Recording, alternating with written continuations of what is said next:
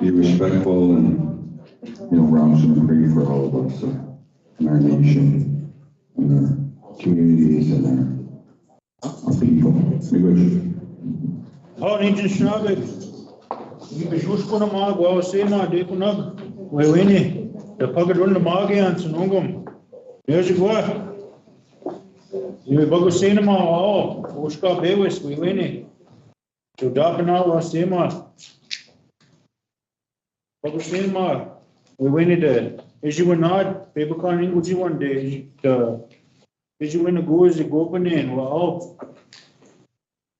Go new McQueen all basic money do not garnish it. As you order to rock and a gable or ma and became an awning, meanwhile go. Watch kid, the Jim nug. Go. Is it? Order to rock and a as you boadum. Go new Bagusina wow. As you came with awesome, we win it. You're dropping out the same one. Is you will quad and nation abin. The bummy go is a sig. Is a sigua for you. Now you got dajik, meanwhile go, akina. Kamino go is young, Oman the Kimanani. The Buckadino men, Buckadino go young. We win it. Chumar is young. Meanwhile go. Oh, now it is new Buckosinama. Is you go up to do. When he keeps waving, when he kevanan, meanwhile go when it's given, Memen the gay, she duckonard the same man and she nabin. Meanwhile go near Bogosinama, you not a giver went down in mucking, we went into Dapanard the same man. Memen the gay near Bogosinama, oh, was all beneath, is you will go out and nation nabin, when we in the morning and waving and on. Meanwhile go. Akina ayawa de magi jugum zamino ad we wini does magwa jugwa umande kimanani we bagosenma ni me kwenma gaye oh asnabe we wini jo dapana de sema is you with quad agyo ayawa de ma ayanajin widia akozi we me gum inwago is you with quad inishanabe meno ayanajin Okay, win. Well, I'm a Tigunabe, new Bogosinama, we win to Dapana the same man. Is you will quad, is you going to win a mud? I get the guy's origin. The Bummy Award, you. You got Dajik, Nagi, and Ishnabe. You go. You must show Mr. Nanik, Asanik, you Bogosinama, we win to Dapana the same man. You gave Winwa, Nayoga Dajik, is you bummy odd and Nishanabin, Umajib Marzinijan. You gave you Bogosin Mag, a kino man the Kimanani. Inwa go. Akina Giraju Kamanani, Giraju Kamanani, Bewene, Udapana, is you will quad, Nishanabin.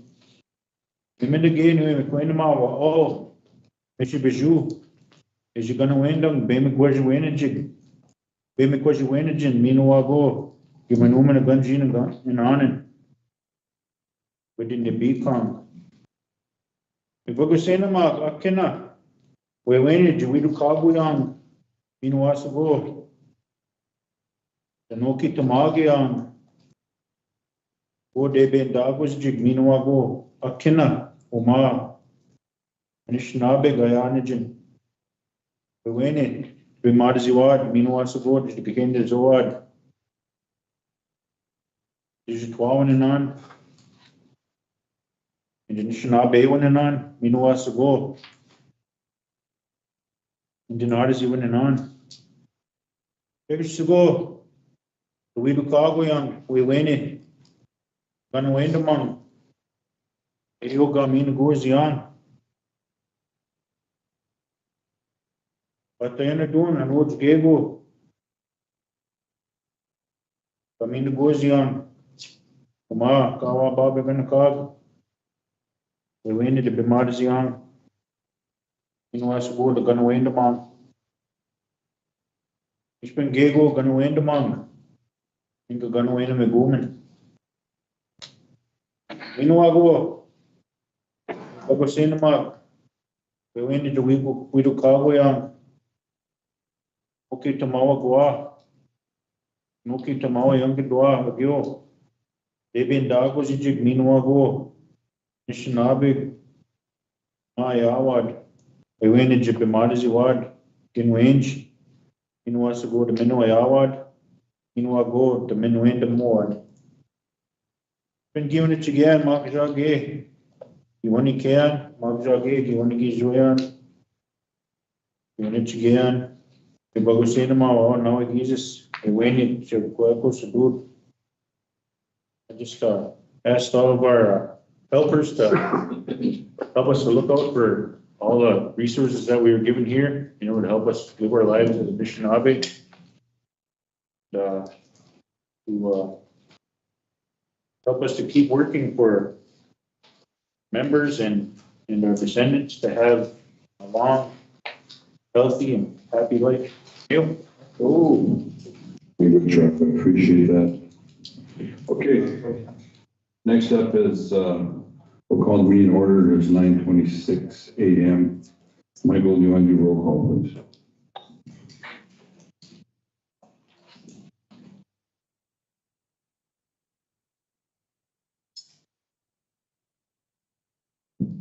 Still on. District 1. Here. District 2. Here. District 3. Here. And I'm here. We have a quorum, Miigwech, thank you. Next up is review and approve the agenda, additions or deletions.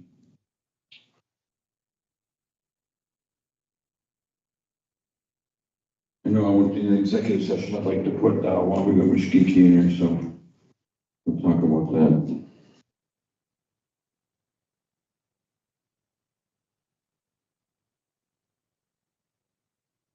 And Chairman, Yes, legal would request to add under new business, an amendment to the MOU with, Department of Human Services.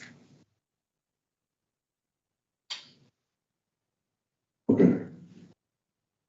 Chairman, I'd like to add a discussion in executive session regarding some, what would you call it? Some stuff going on in the city of Monoman, to do with like civil regulatory and tribal members. Yeah.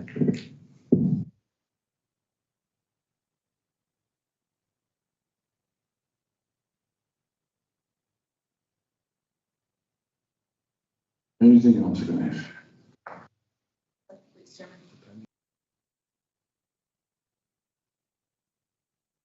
We're gonna add these, Andrea, these things. All right. Yeah, she got it. I got them. The memo was just, to replace the memo in the consent agenda for that item. Okay, good. Okay, Miigwech, next up is a motion to approve the agenda. Motion. Motion by Mike, Second. second by Henry, all in favor? Aye. Aye. Motion carries, thank you. We don't have no meeting minutes, or do we? Maria, we have meeting minutes? What are the? 6-2. Okay, 6/12/24, okay. And 6/28/24.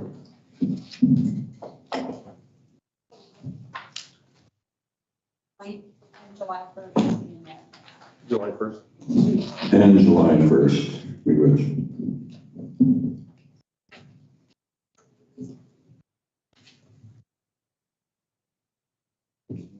Yes.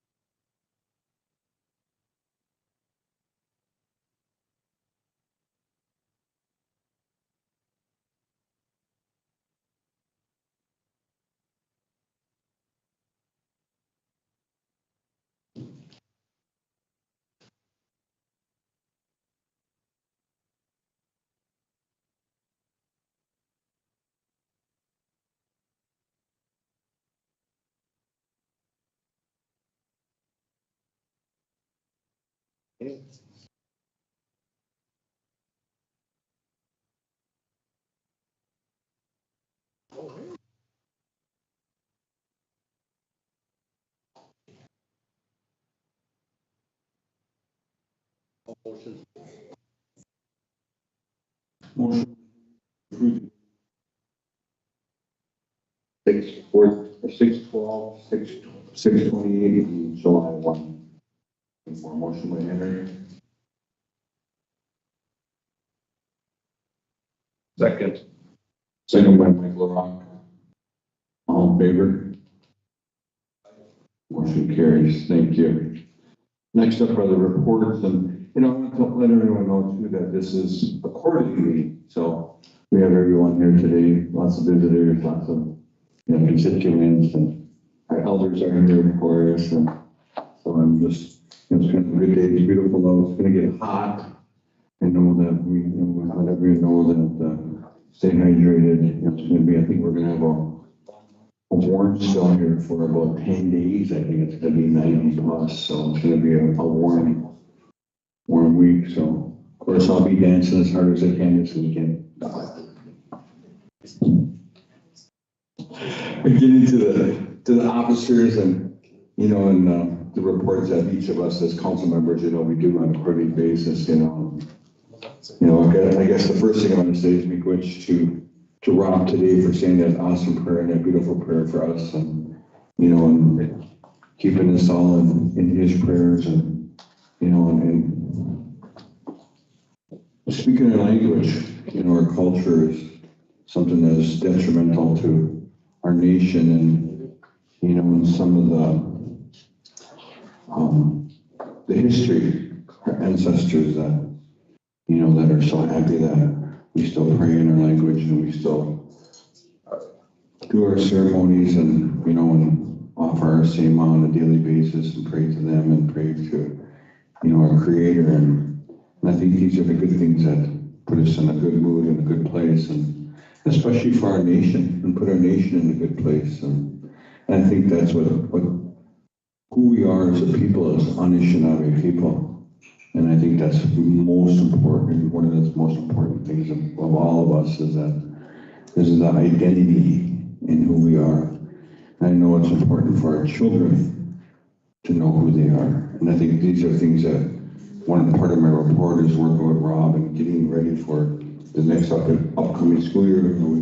I talked to him about immersion, how we're going to integrate immersion into our classrooms. I know Anna's here from the college, and the Ojibwe classes they have over there with Navik, and things are in White Earth are doing really good, and I'm so happy for our school system we have here. So these are things that hopefully that this fall we can have something going on. So, but then that I want to get into like my report, and one of the main things that being reelected again is the task that's given to us as council members, and what we have to do, and what we're going to do, and how we're going to help our nation. And I think one of the things that we started here a little over, probably longer than that, is the land.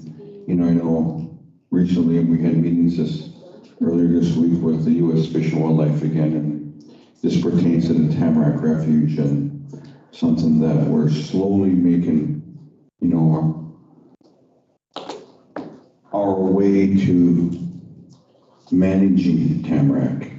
I think in the upcoming months we're still continuing to meet with the regional and Tamarack manager and director, that we're going to be putting in another MOU for the coast stewardship.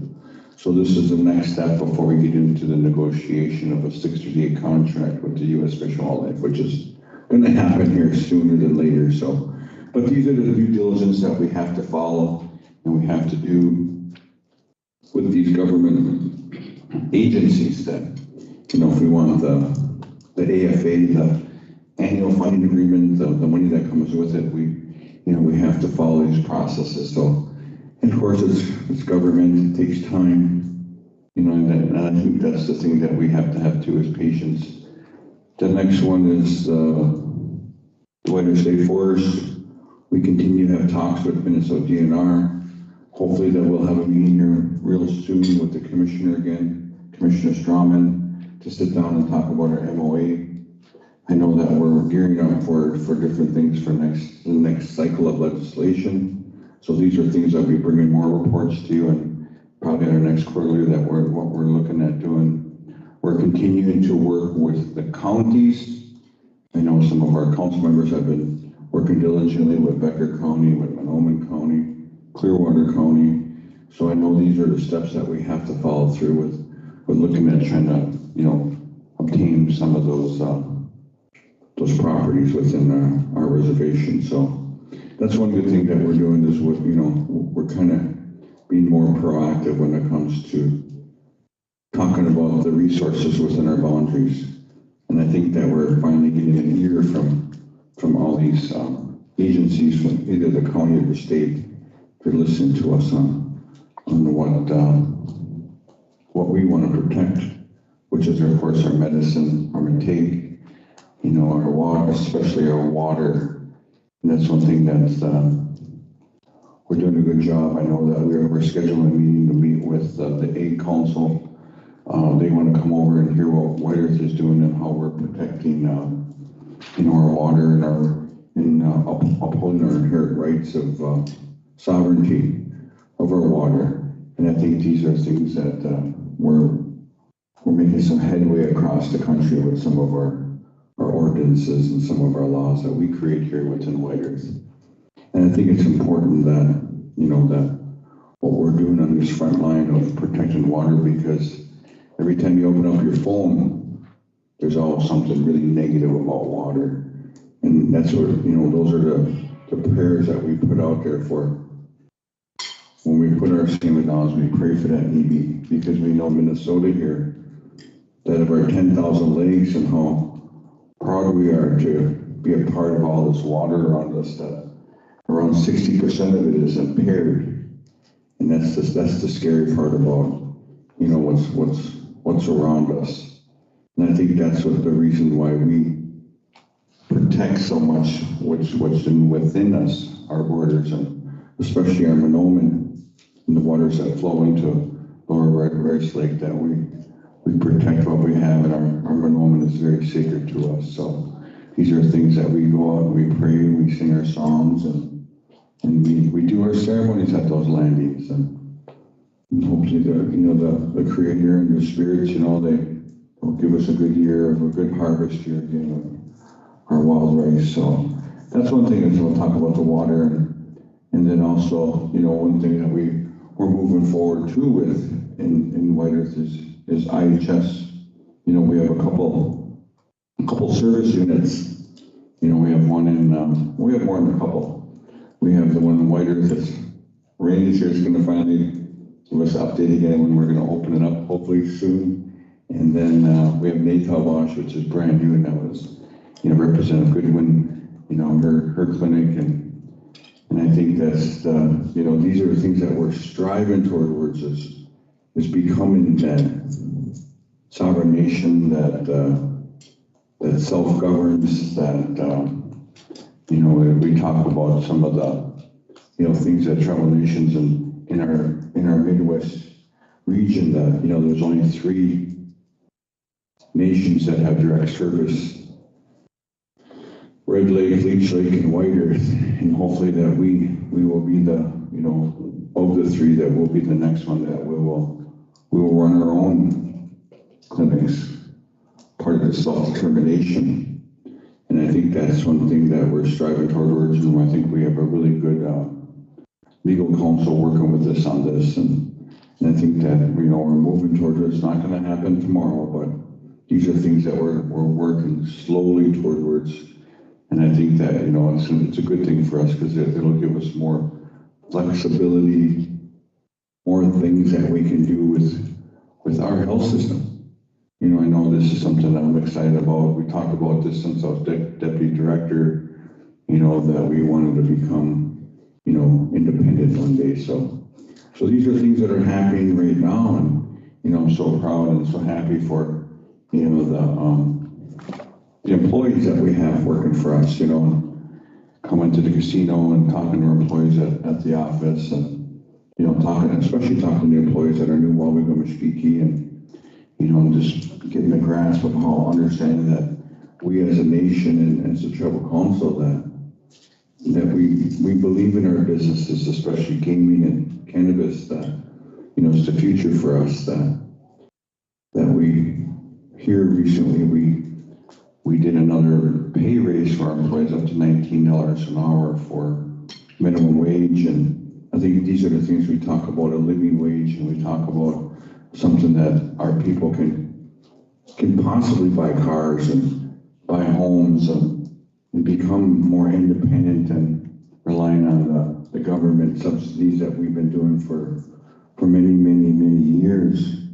And these are things that we as a tribal council, we get the intel, we talk about it, we discuss it, we do a debrief, we talk about how we're going to improve the lives of our constituents and our members. And it's important.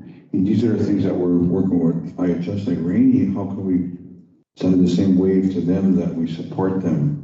We support the employees, you know, and these are things we're working, continuing today with our RBC and our government employees back home. It's how do we support them in different ways and how we're going to move forward for the future of Waiters.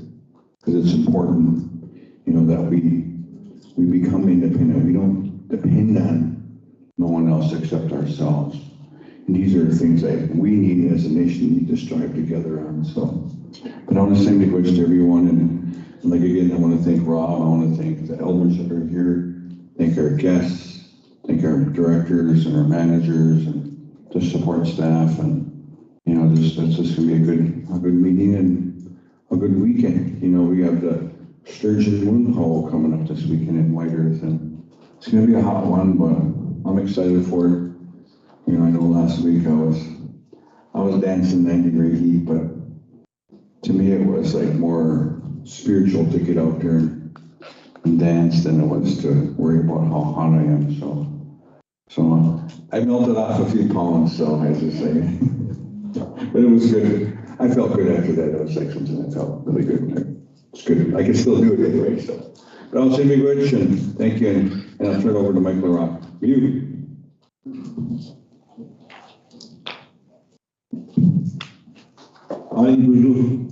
Welcome, everybody.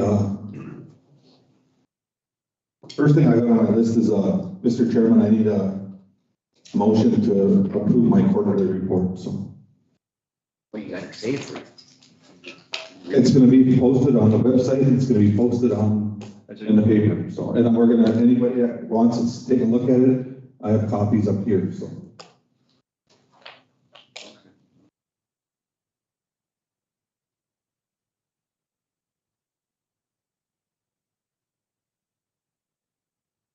Okay, council, have you reviewed his report?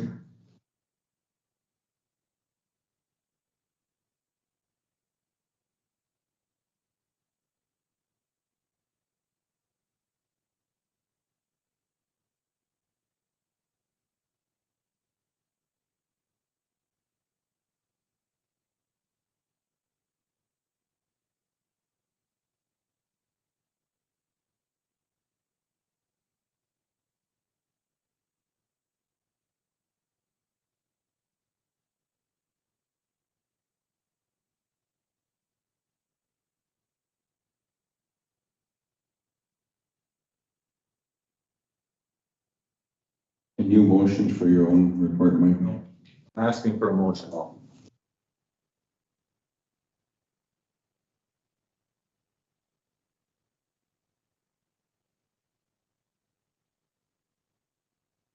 make a motion to approve the Secretary Treasurer's report.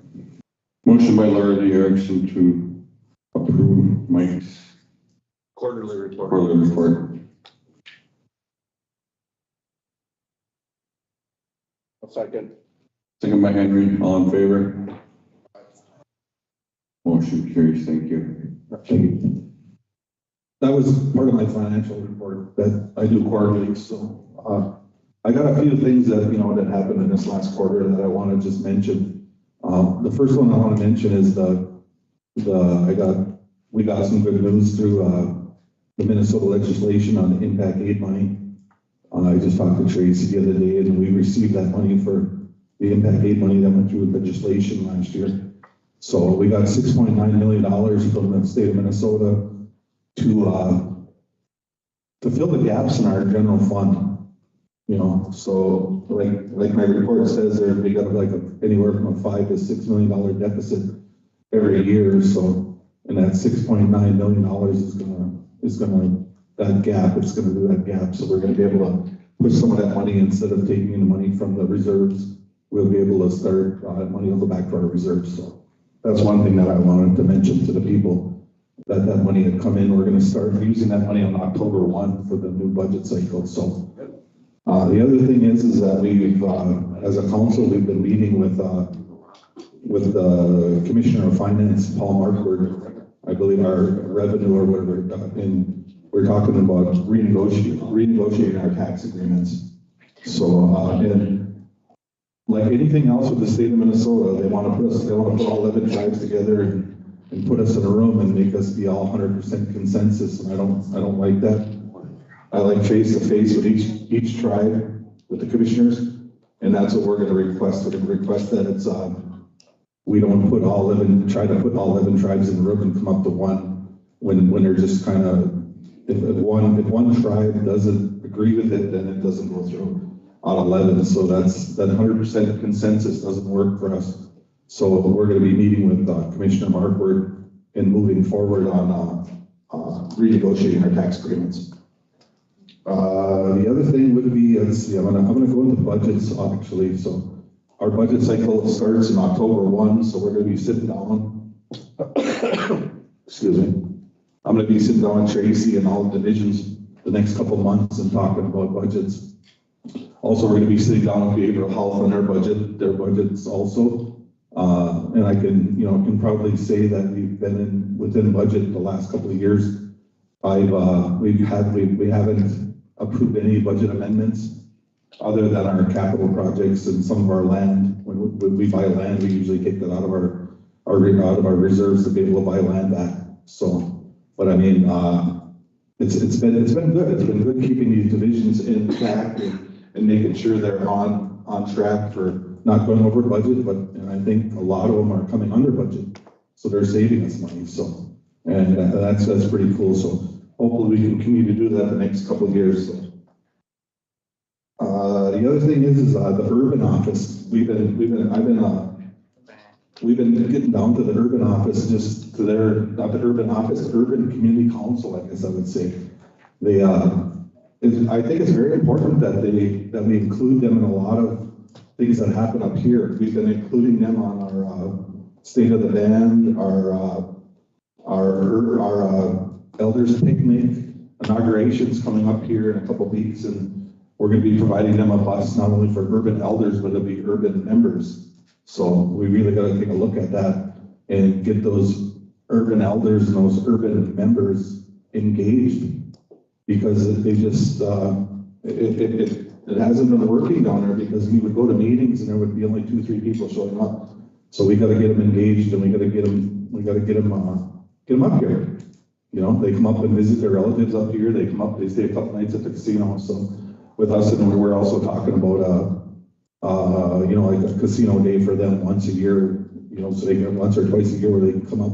The elders can come up and have a little vacation to come up here and visit their relatives and everything. So I'm just going down my list here. The MCT meeting in Bois Forte was a good one. It was actually I got a surprise there, because I got voted in as the president of MCT, and I didn't really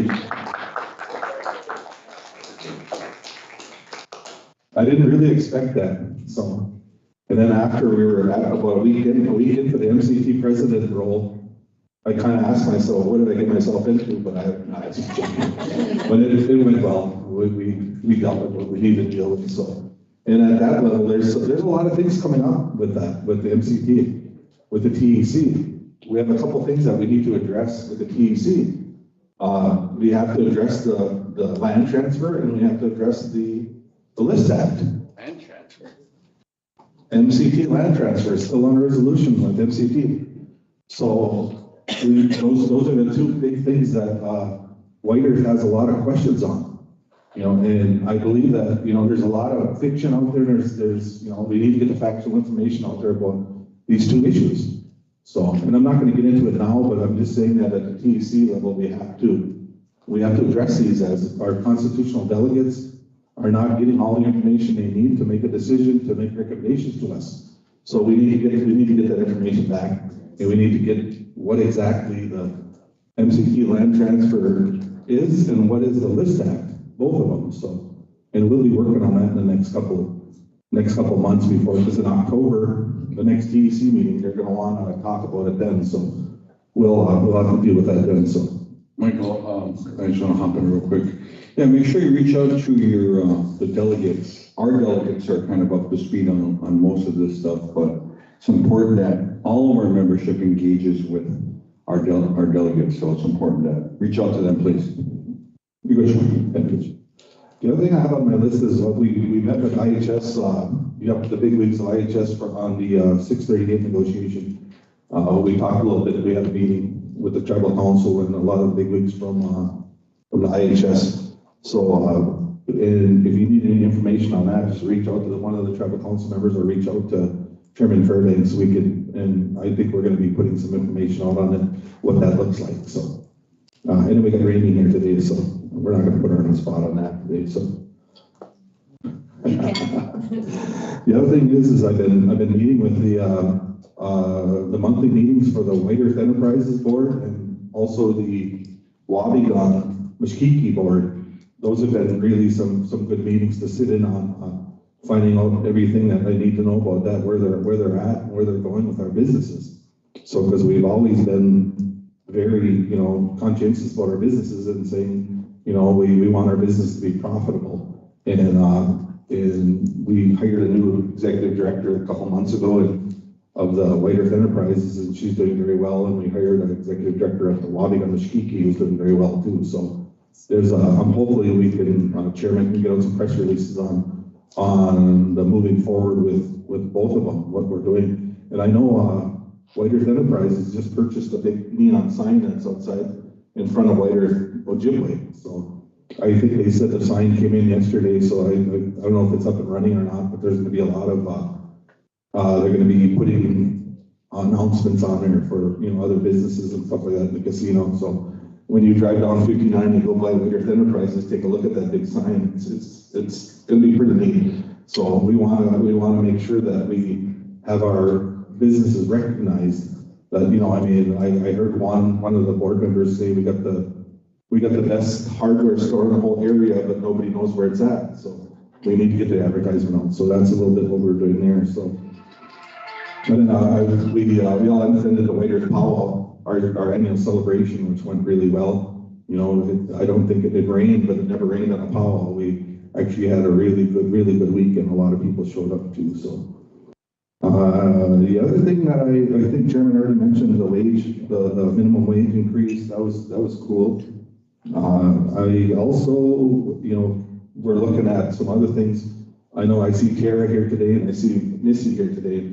We talked a little bit about our animal control department. I want to meet with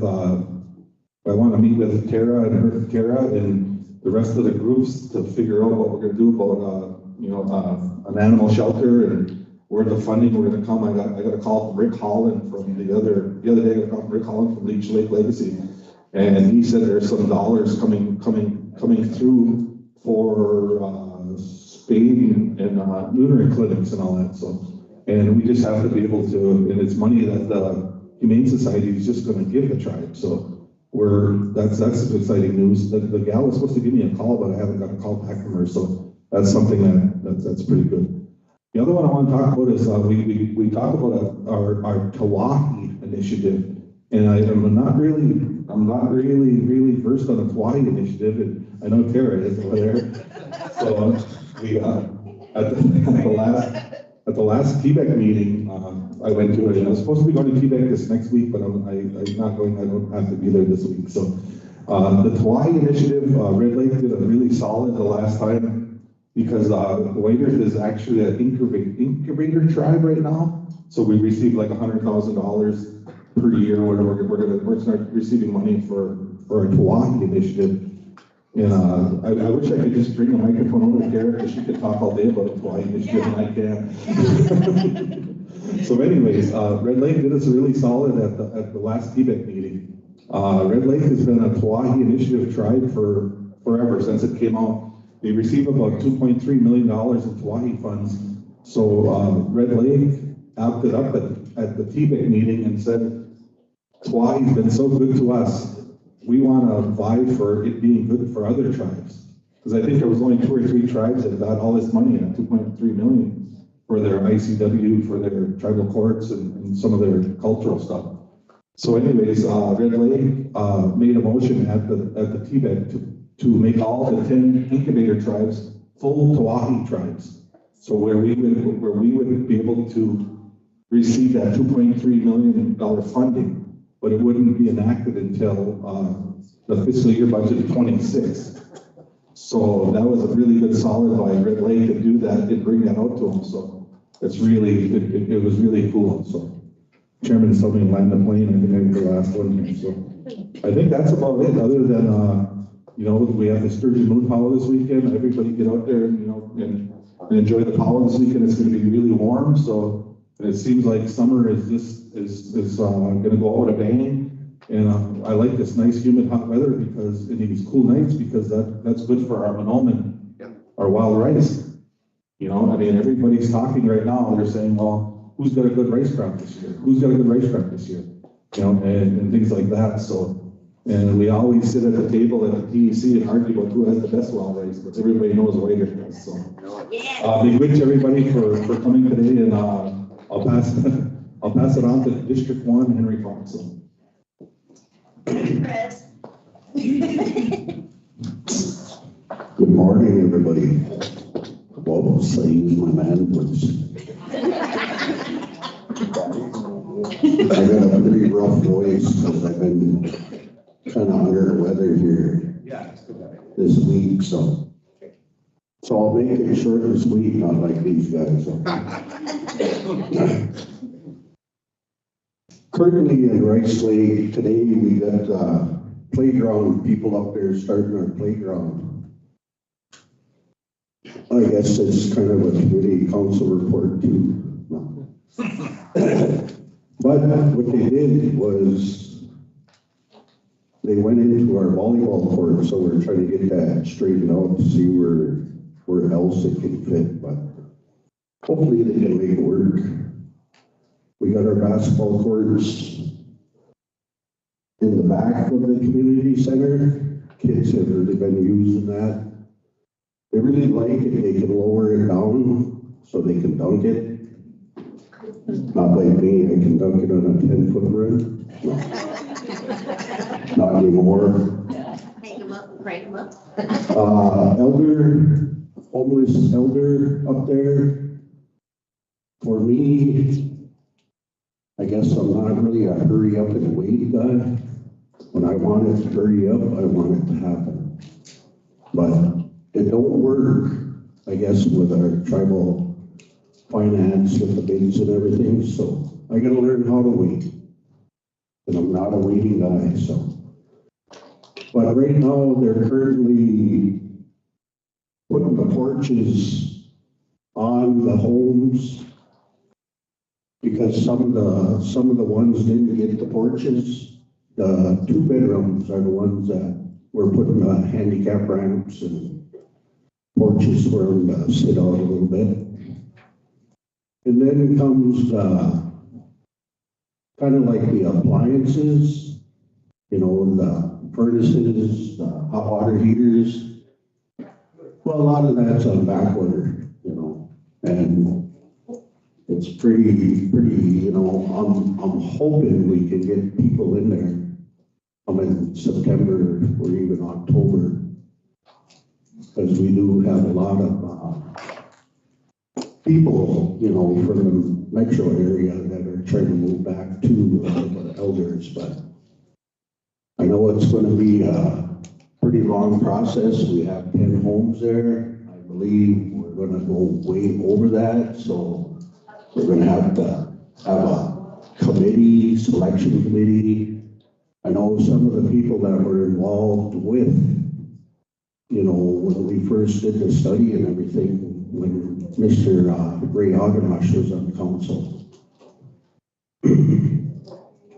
It was set up for Arrowhead, but Arrowhead nowadays costs a lot of money. And with the money we had, we went, you know, with Dynamic Homes, of course. And after getting my opinion, I give Eugene and Laura Lee 6. 6 apiece. You know, I could have put 20-some homes there, but I know throughout the other districts in our reservation that we needed more, you know, so I just gave it up. No, I wanted to help them out, so, and I'm glad that we could. We do have, you know, of course, hopefully I can hurry these guys up. I'll be right out there every day with a hammer.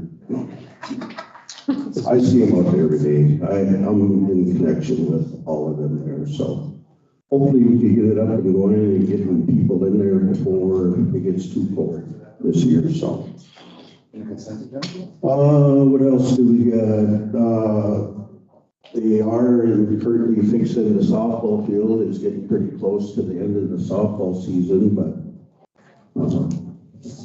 don't ask me because I don't play. No. Actually, this year I'm playing 3 nights a week. Old timers, young guys, and co-ed, so.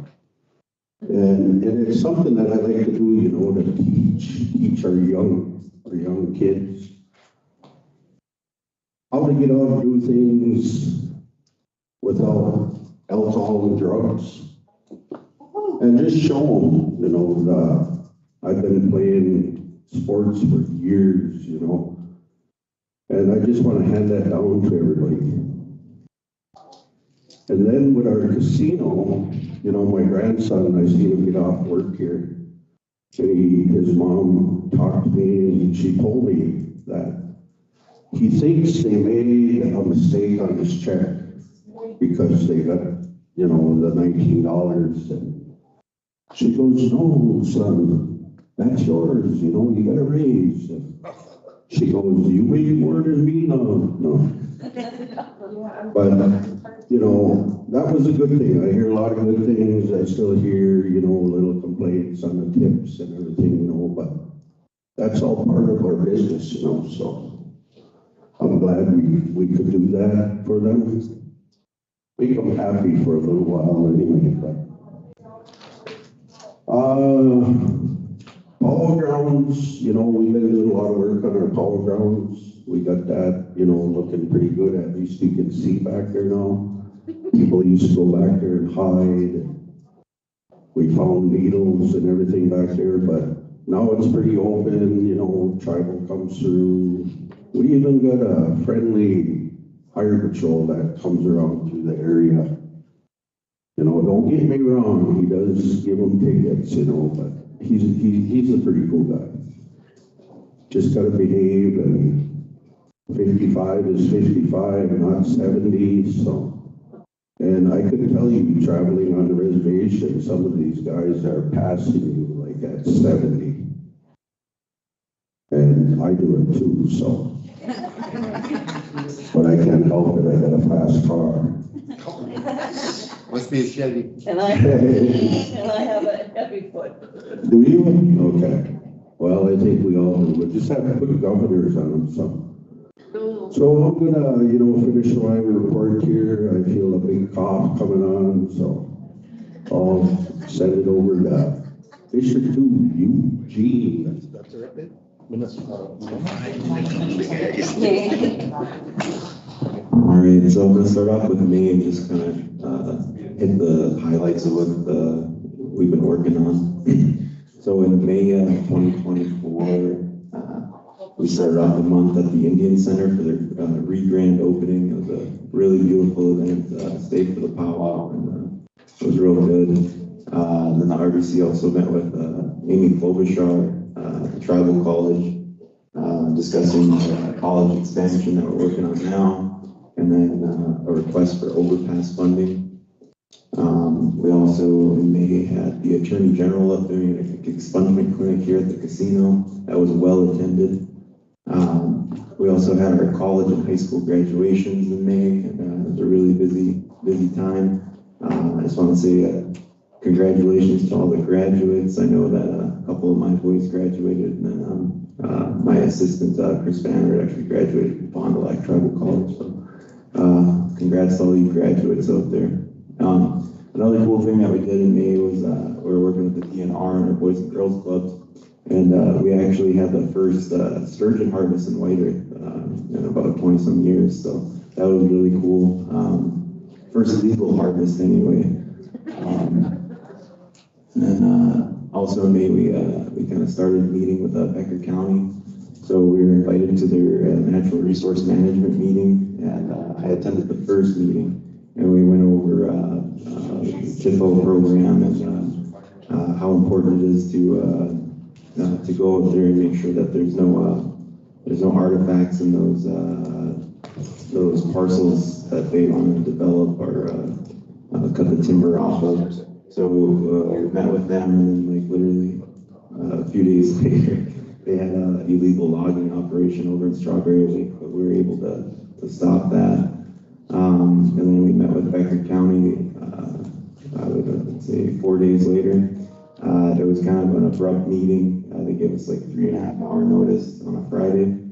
And in that meeting, there was legislators Steve Green, Matt Bliss, and Paul Ledke, who were in support of Becker County. Me and our TIFO officer, Amy Arsenault, told them that this wasn't tribal consultation, and tried to attempt to end the meeting. We ended up ending it and reconvening it at a later date. Since then, I feel like we've made more progress with Becker County. We're still working and we're still moving forward on that. So, on May 15th, there was some shore lease violations on South Twin Lake.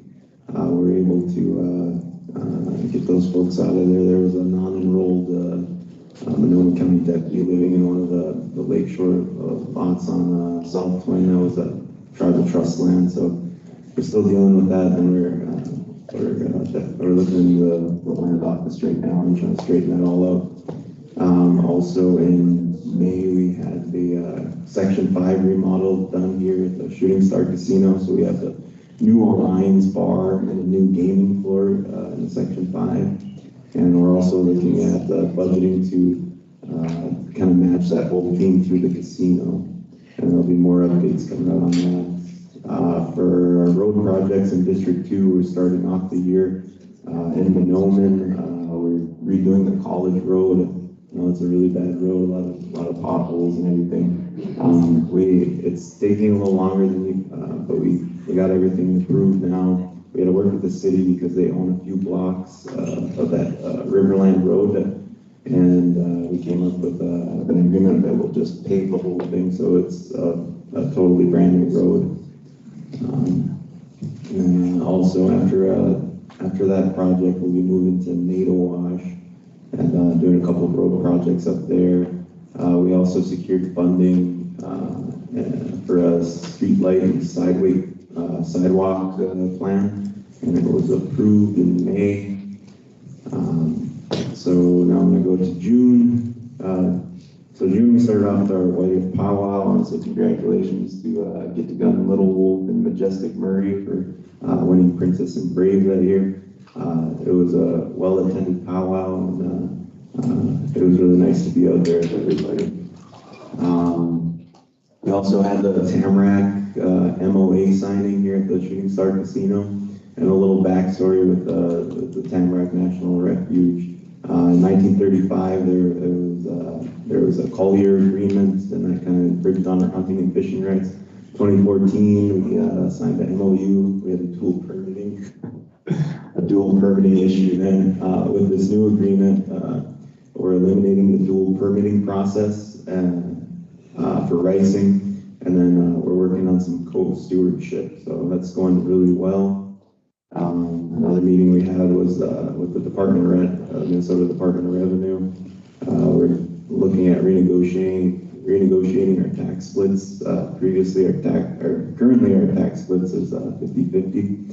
And when we were talking with the commissioner, it sounded like the negotiations would start off as a 70-30 split in favor of the tribe, so that's really exciting. And then we also had a consultation in June with Minnesota DNR, and I guess all I can say about that meeting is that they're aware of all of our plans and all of our plans moving forward with getting our land back. So there wouldn't be any surprises. They're informed of what we're doing and what we're pursuing. Also in June, I attended the NCAI mid-year convention. I went there with some behavioral health folks and our DNR folks, and we got some resolutions passed. We also had started off our community picnics in June with our new parks, new swim areas, and we also started up softball tournaments. So right now, every Tuesday and Wednesday. Oh, the cell tower, yeah. I'll pick the cell tower. You have it on your bid? No, I don't, but I just got word that they're, with the cell tower in NATO Wash, it was supposed to be installed last week, and then we got word that they're going out now. I can see some trucks out there and some stakes out there. It's supposed to be up this month, so I'm hoping it'll be up this month, but They're doing the concrete up right now. they're doing the concrete, okay. And that's, if anybody has any questions from Natoash area, that's what's happening. Because everybody's asking about what's going on there. Hours, yeah. Okay. All right, I'd really appreciate it, Secretary Treasurer, didn't interrupt my report, but I really don't know where I was here. Yeah, we got the new softball field. We're maintaining the softball fields. Hopefully, get some fencing there.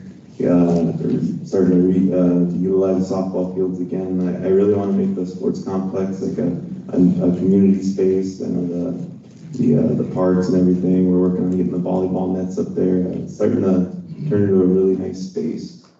And we had the Elders Picnic in June also. We headed up to Rediscovery Center. It was I got a lot of great feedback on the coordination and the transportation. Our EMP staff did an awesome job at setting everything up and making sure our elders were able to attend. We also had a groundbreaking ceremony for the White Tribal Community College for their expansion with their wellness center. And then in July, we started off the month with the MCT subcommittee meeting.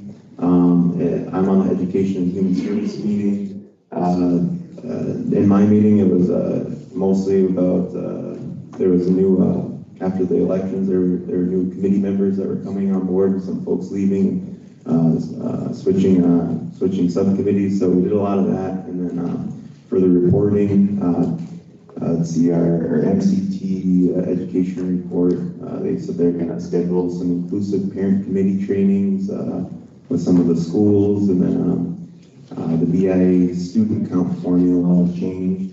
Eligibility has opened up from first and second, so eligibility has opened up to first and second generation descendants.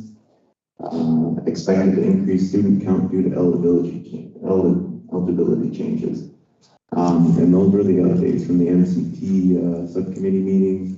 Let me see, we started to do the drug task force meetings again after some issues we had.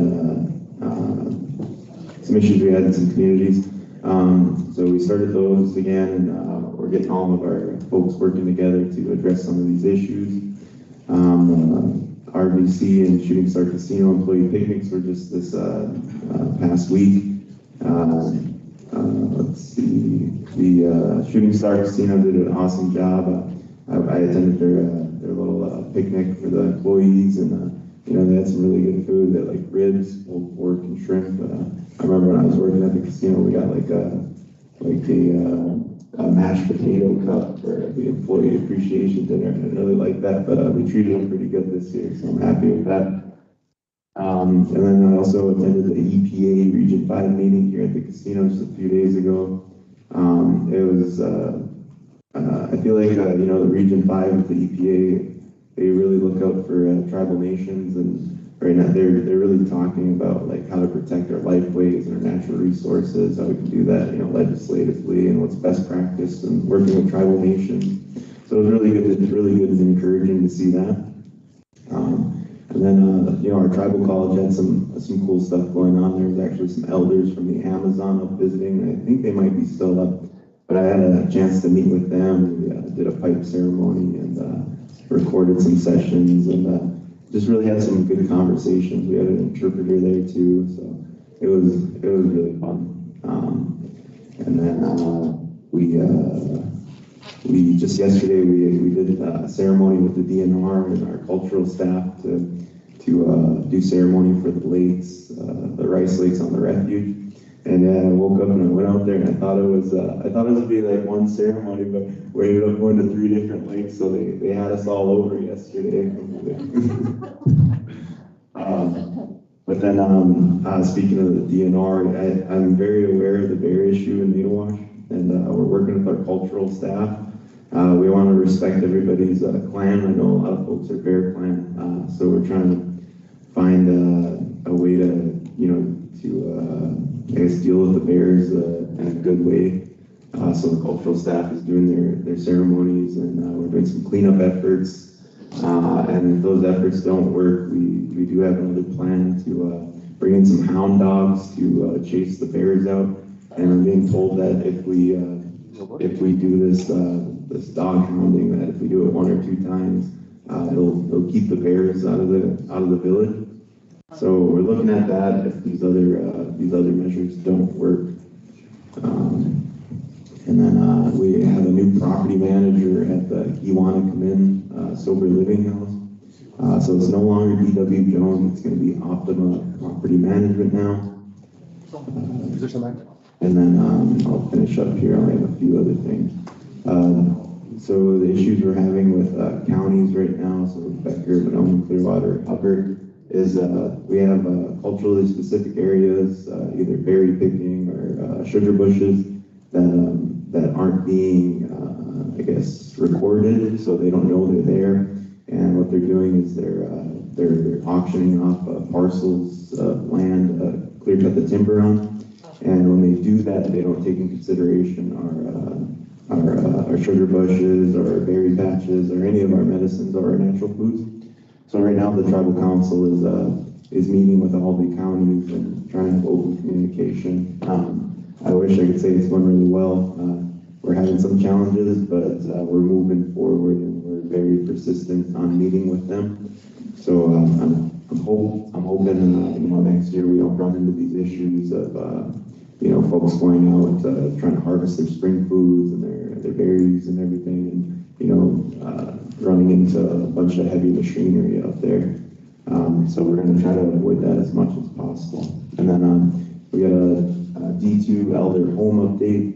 So the homes are being built at Dynamic Homes in Detroit Lakes. We'll be receiving six units, and they're going to be placed on DAB Road. Right now, we should be staking out and prepping the sites as Dynamic Home is building them. I did receive some phone calls over the week regarding the site in Nitawash. We're going to have to resurvey it and just double check to make sure that we're not infringing on anyone's property. But after that, it should be a smooth process. I want to thank our District 1 rep for doing all this groundwork and giving us the blueprint to do this. And then another update would be on cannabis. So Wabi-Wan, Mashiki, they got their new dispensary up and going. That old car wash part of it, it's kind of at the bare bones right now, and that's going to be our oil production lab right there. And then if you guys also notice on College Road between the college and the factory, there's there's plants there, so that's our outdoor soil to oil grow. And that's going to provide all of our oil for our edibles and our cannabis products. And that should be here mid-September, we're estimating. So, and then I guess it's our intern programs. I just want to thank all of our divisions for creating these opportunities for our kids. I know it's good to see a lot of young folks out there. I know DNR got a whole bunch of interns, and I know Gary got some interns, and I realized how bad my posture was after looking at some of those pictures. But yeah, it's good to see our kids working. But that concludes my report. Miigwech Mio.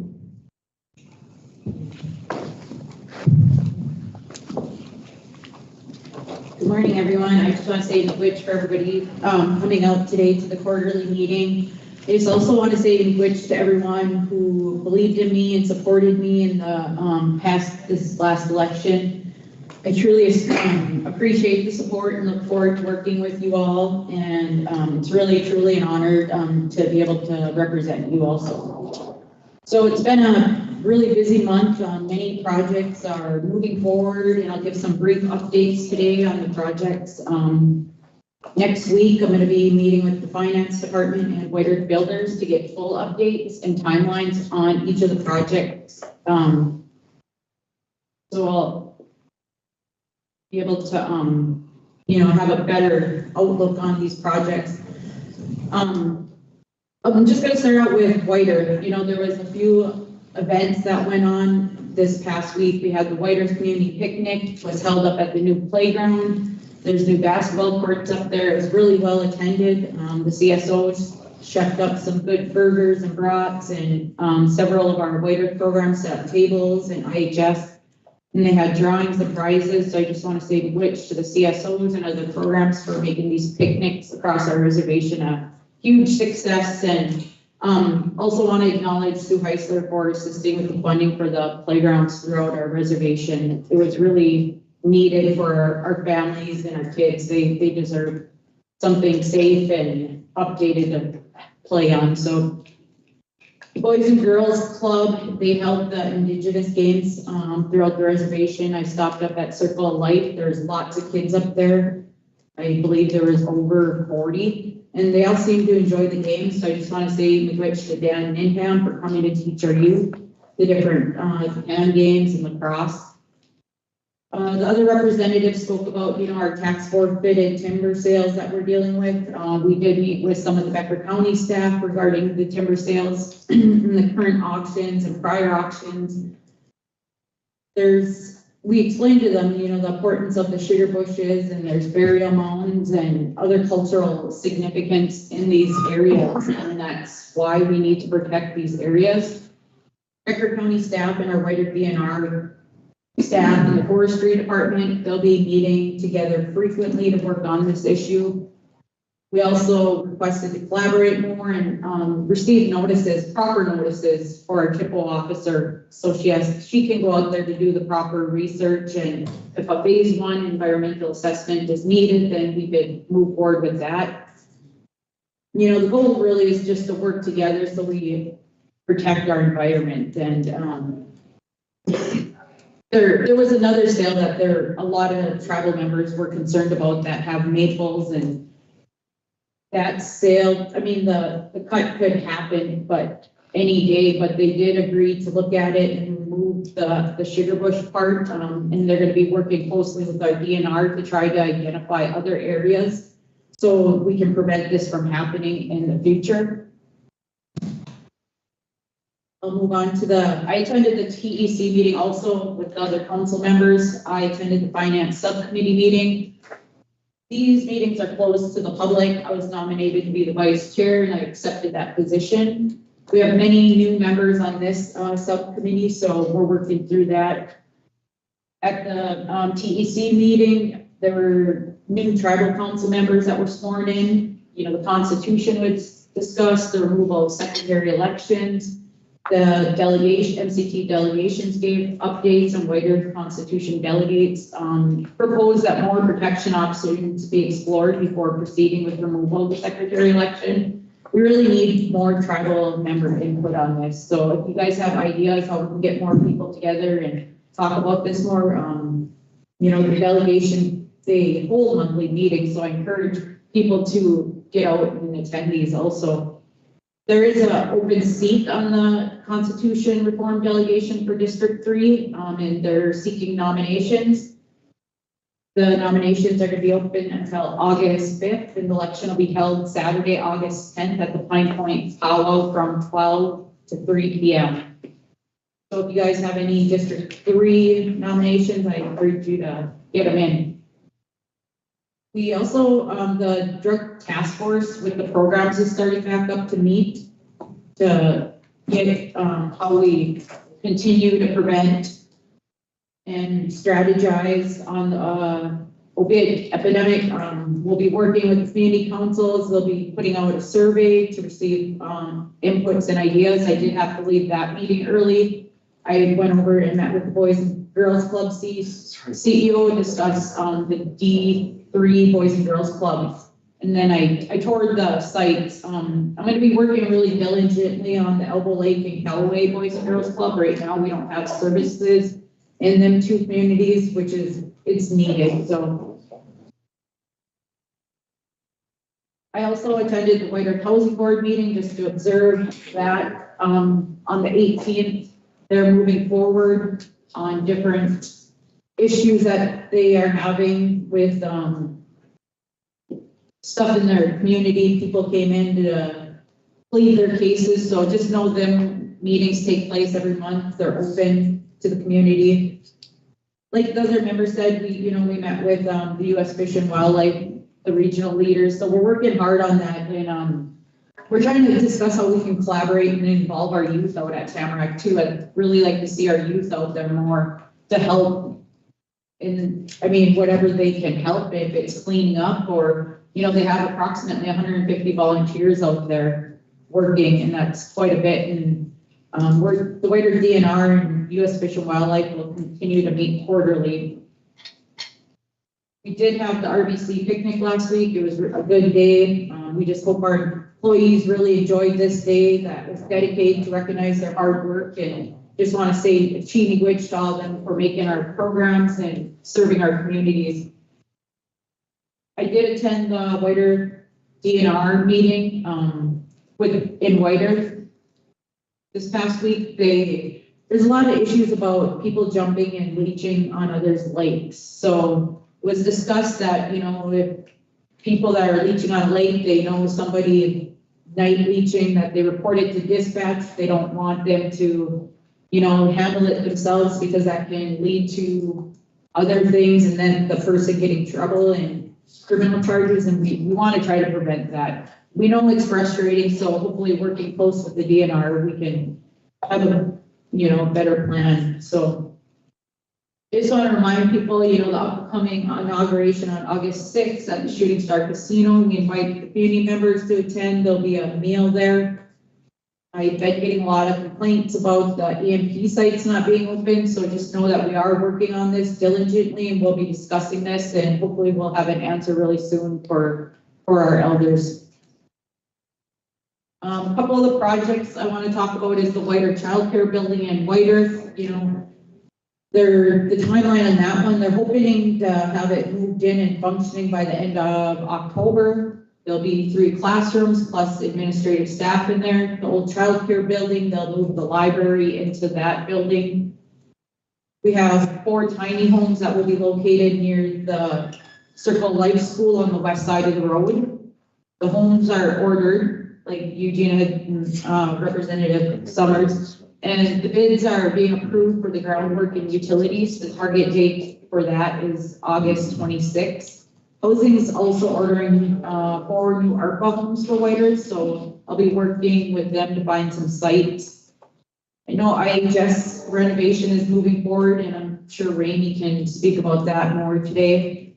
We did meet with the IHS regional staff to discuss the 638 process. We did let IHS know that, we would like to be included on the meetings when they talk to the staff. We have many White Earth tribal members that work for IHS, and we're getting a lot of questions, so to get them updated is important too. So Sturgeon Moon Powwow, that's this weekend, it's kicking off tonight. They'll also have the fireworks at dusk, be hosting a jingle dress special.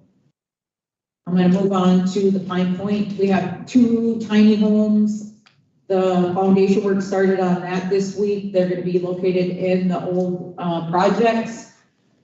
So for these tiny homes, I know I'm getting questions about how we're going about this. You know, I'm gonna have my assistant Tiffany Swears start collecting the names. I'm also gonna meet with Representative Fox to see how he went about choosing the people that are going in them homes, so I don't have to reinvent the wheel. So just reach out to Tiffany if you know somebody that needs one of the tiny homes.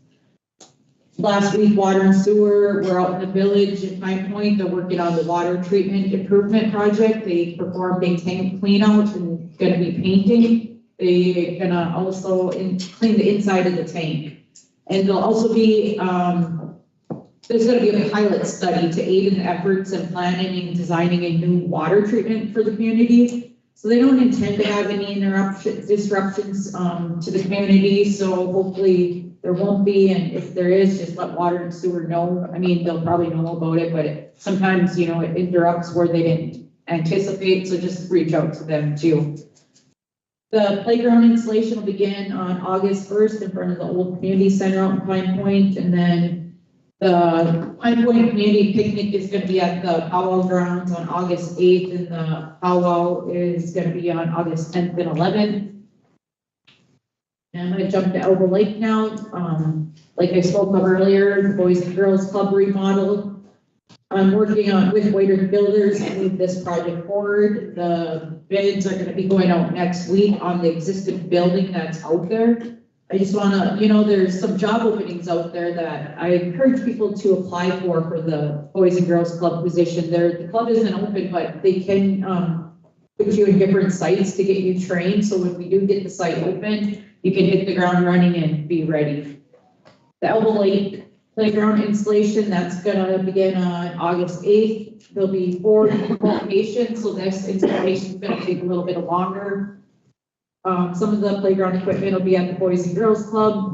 Some of it's gonna be at the Head Start, and some of them will be at the top of the hill, and then some at the lake site.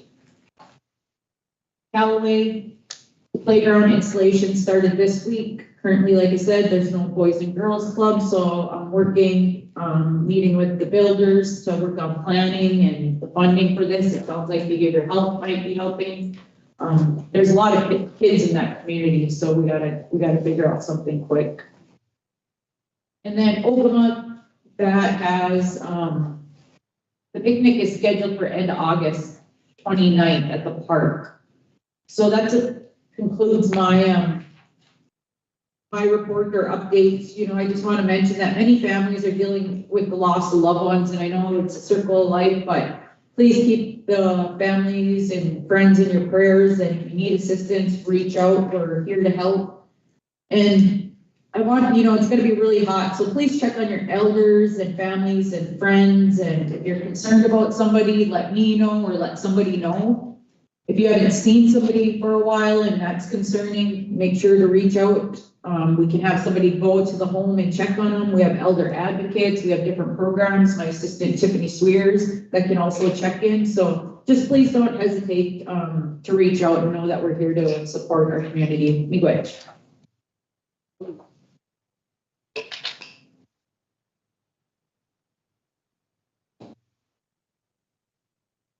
Thank you, Council, for those updates.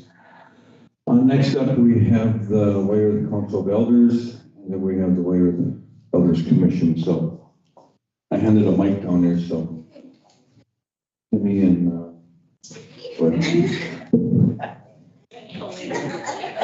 Morning, Trevor Council.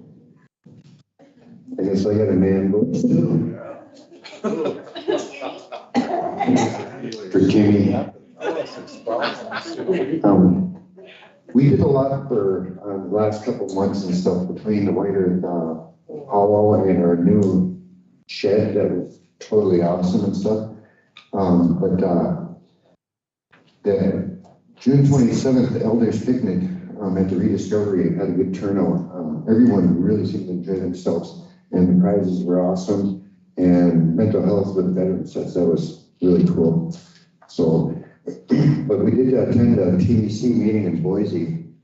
There was I didn't attend myself, but from those that did attend, they thought it was just a great time. There was a little bit of mess up on the bus. Some claimed to have missed the bus, or the bus missed them, and then some weren't allowed to go on the bus because of their attitude.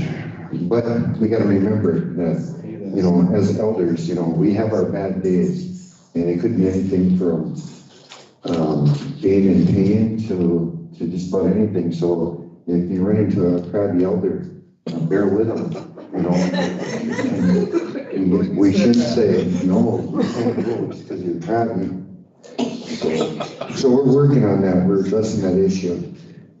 We also have Curtis Rogers updating our bus policy to make sure that we're working on a pamphlet that explains the bus rules when the bus is in motion. No playing hopscotch in the aisles and stuff like that. So, and also on the bus, we found out that the back door has no lock on it, I hear, so we can't secure our stuff in there overnight. So we're gonna have to take a look at that and see if we can address that issue too, so that it is secure. But thanks to Cindy from Home Health, Cindy Ross said, we have a new defibrillator for the bus and first aid kit and stuff like that. So we're moving in the right direction. We're still working on an elder waiver for when we do go on those trips to make sure that, and in that pamphlet too, we want to put in there that you remember your meds and extra cash for gaming and stuff like that. So, and then we were wondering if the tribal council has any connections on those storage units at a discount price or something like that, because the elders council would sure like to get a storage container to where we can put most of our supplies in, because right now they're at Sam's house, Tim's house, Colleen's house. The supplies are all over the place. If we had one central location, it would make it a lot easier. We did get a new sound system for our meetings, and that's kind of hard to lug around over there. So if there is somebody does have a connection, please reach out to us. Tim, there's also White Earth Maintenance has these, what do they call them? Those pods, shipping containers that they purchased. So we can check with White Earth Maintenance and see if they have an extra one. Yeah, because I think they purchased 10 of them. When you pull into the RBC, you see all those pods sitting there? Yes. Those are all purchased by White Earth Maintenance, and those are just like storage units. Yes. And they're all, and that's what they are. So we can maybe take a look into that and see if we can maybe purchase one for you guys. So I'm not promising nothing. I'm just saying maybe, you know. Every time I say maybe, everybody puts me on the clock. I think. No, we totally understand. We just, we're hopeful and maybe it'll work out with Bernie and stuff like that. But we can take a look into it, okay? Okay, thank you, appreciate it. Let's see here. Also, is there, and I'm not really sure, maybe Laura Erickson would know something like this, but is there a way that we could work with the court system as far as like there's a lot of people that have community service, and we'd like to utilize those community service people that are sentenced to community service to help out in, with lawn maintenance, snow shoveling, just various little jobs that, that other programs aren't able to do. So if we can find a way to utilize that so that we can maybe use those community service workers. Yeah, Tim, I'll share a little bit with you on that community service. I know we do it down at Rice Lake there, with Clearwater County and some in Oldham County too, and you got to connect with your PO officer, and then he'll say yeah or nay, and then they'll look for somebody to supervise them. Like I did quite a bit there, but that's how you're going to go through the court system with community service. So they'll do it. And I'll just add on to that, Tim, Lori Thompson is head of our judicial court administration. I would recommend you reaching out to her also. I do believe there's a process to that, like Representative Fox mentioned. Great, thank you, both. And then, because, you know, if we can do something like that, then maybe we could help with those people that are appointed to service. Maybe we could help them with some gas or something like that, so that they get back and forth to these areas. And then we're also, and I know that transportation set out a new survey that they got going out now, transportation does. So I did take one and stuff, but I also asked him too, I said, is there any way that, you know, maybe in that survey, I also put down that once you turn 65, is there a way, or is it possible to get a picture bus pass where those 65-plus-year-old elders can use public transportation at maybe we're shooting for a no cost, you know, just, and it would be a picture so that, you know, that they're not passing it to somebody else, their free card. So it would actually show who was driving the bus and stuff. And I asked for 65+ because, you know, to me, I think I'm not at 65 yet, so I'm just a young elder. But I think when you hit 65, I think you're a true elder. I'm gonna get backlash for that. I know. It's already happening. But, you know, I mean, just food for thought. If there's something. Lori's gonna look into that. Fantastic. And then, like Lori said too, we've been getting some complaints on the MP sites, and Sam has got some evals from some of the people around that have really been reaching out to us and complaining a lot. It's not only about the cold food and about stuff like that. Yesterday, for instance, we heard that Pine Point did not get home delivery or dessert. There's just these little things once in a while. We understand that some of the stuff happens once in a while too. But then when we've got some elders that wrote to us and told us when they call to complain about this, they're told, if you don't like it, go somewhere else. And we can't do that to these elders and stuff like that. And so that's just it's a big concern. And I realize too, Mike, that you're working on getting our centers open and everything else and stuff like that. I'm just relaying what is told. Yeah, we're gonna be talking about that today, the AC kitchen. So what I would suggest you do is I suggest that you put it in writing and give it to us, or we can look at it in writing. So I mean, I know we've been having some of these issues. We've had this issue, but so like every month that it comes around, we're hearing almost the same thing every month. So what Mr. Chairman, I would like to request that they put it in writing to us, their complaints for the MP kitchens, put it in writing. I know we already have some in writing, and we're going to be addressing it today in executive session. So I don't know, Mr. Chairman, if we need to spend a bunch of time on this today. If we do, I'm gonna call point of order today because they need to know that we are dealing with it. So we got you.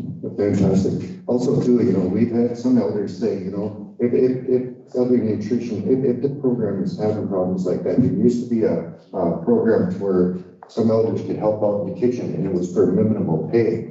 I think it was something like $8 an hour or something like that for being in the kitchen, helping out in the kitchen, and then the kitchen staff was getting to know how elders like their food and stuff. So that was back some years ago. But some of these elders are saying if there's a way they can help to improve it, because again, you know, we want to be part of the solution, not the problem. We don't want to keep on coming to you with these same problems. If there's something we can do too, please let us know, because we're glad to chip in. Also, it seems there again, it goes with some of the elders have been jumping to other programs and voicing their concern and stuff, and they're being told, well, that's not our department. Again, all our departments should be working together. If it's not your department, you should be guiding us in the direction where we can get the help we're seeking. just, again, I'm just a messenger.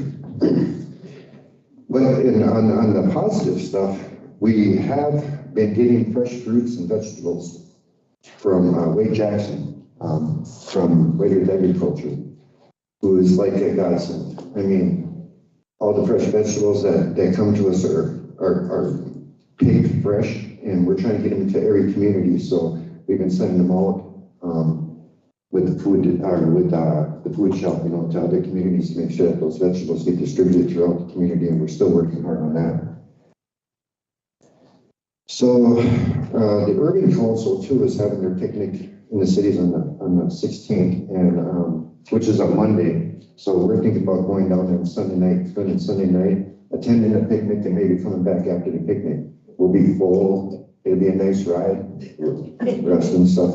Maybe coming back. Most of us will, because we'll be broke. So we're looking forward to planning that next event out there, and along with the TEC meeting coming up, and congratulations, Mike. In October 29th and 30th in Leech Lake, I believe, right? So we want to work on getting that, and we're still looking into like trying to establish a 501c3. What we'd like to do is we've been kind of throwing around the idea of maybe an elder secondhand shop just to be able to fund ourselves, So I mean, if it was a success, then we wouldn't have to keep on coming to you for more money. So that's just something that's out there. That'd be a work in progress.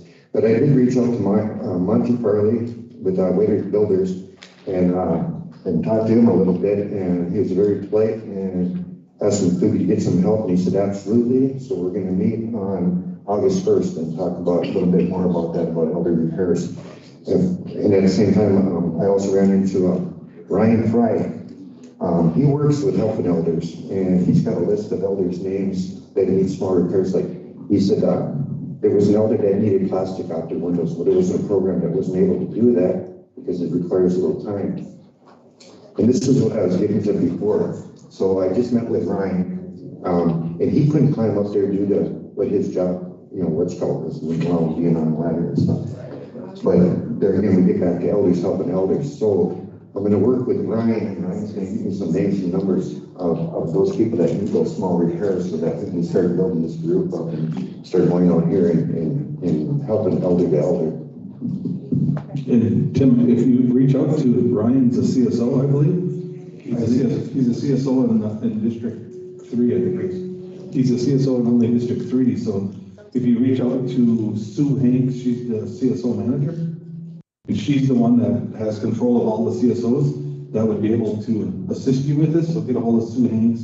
I'm not saying not to get a hold of Ryan, but because he's District 3, and we have CSOs in each one of the communities, so.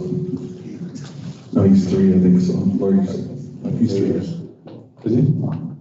Well, just get a hold of Sue Hanks, and she'll, on the CSO program, and they can come out and take care of that. So, and also on the home repair stuff, you guys got to make sure that you get out to your district rep, because we approved phase 2 of our elder homeowner program. So, and they can do the small repair. They can pay for the small repairs as long as you follow all the policy and procedures and you put your application in and all that. So we still have that program moving forward. So. Oh, great, because like I say, it's just like a handful of elders that want to go out and just do these small repairs, cleaning up plastic or putting up plastic, just ease the burden on a lot of our programs. And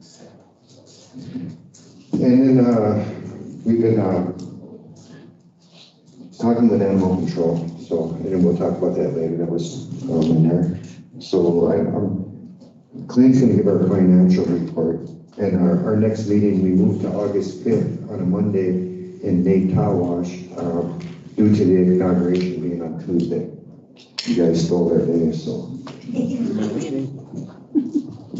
And that's pretty much what I got. Thank you, Missy, for Sue's number. And thank you, Rebecca. So I'm going to turn it over to Colleen to do our financial report. Mr. Chairman, if I may. Sure. So Tim, I just wanted to, hello, there we go.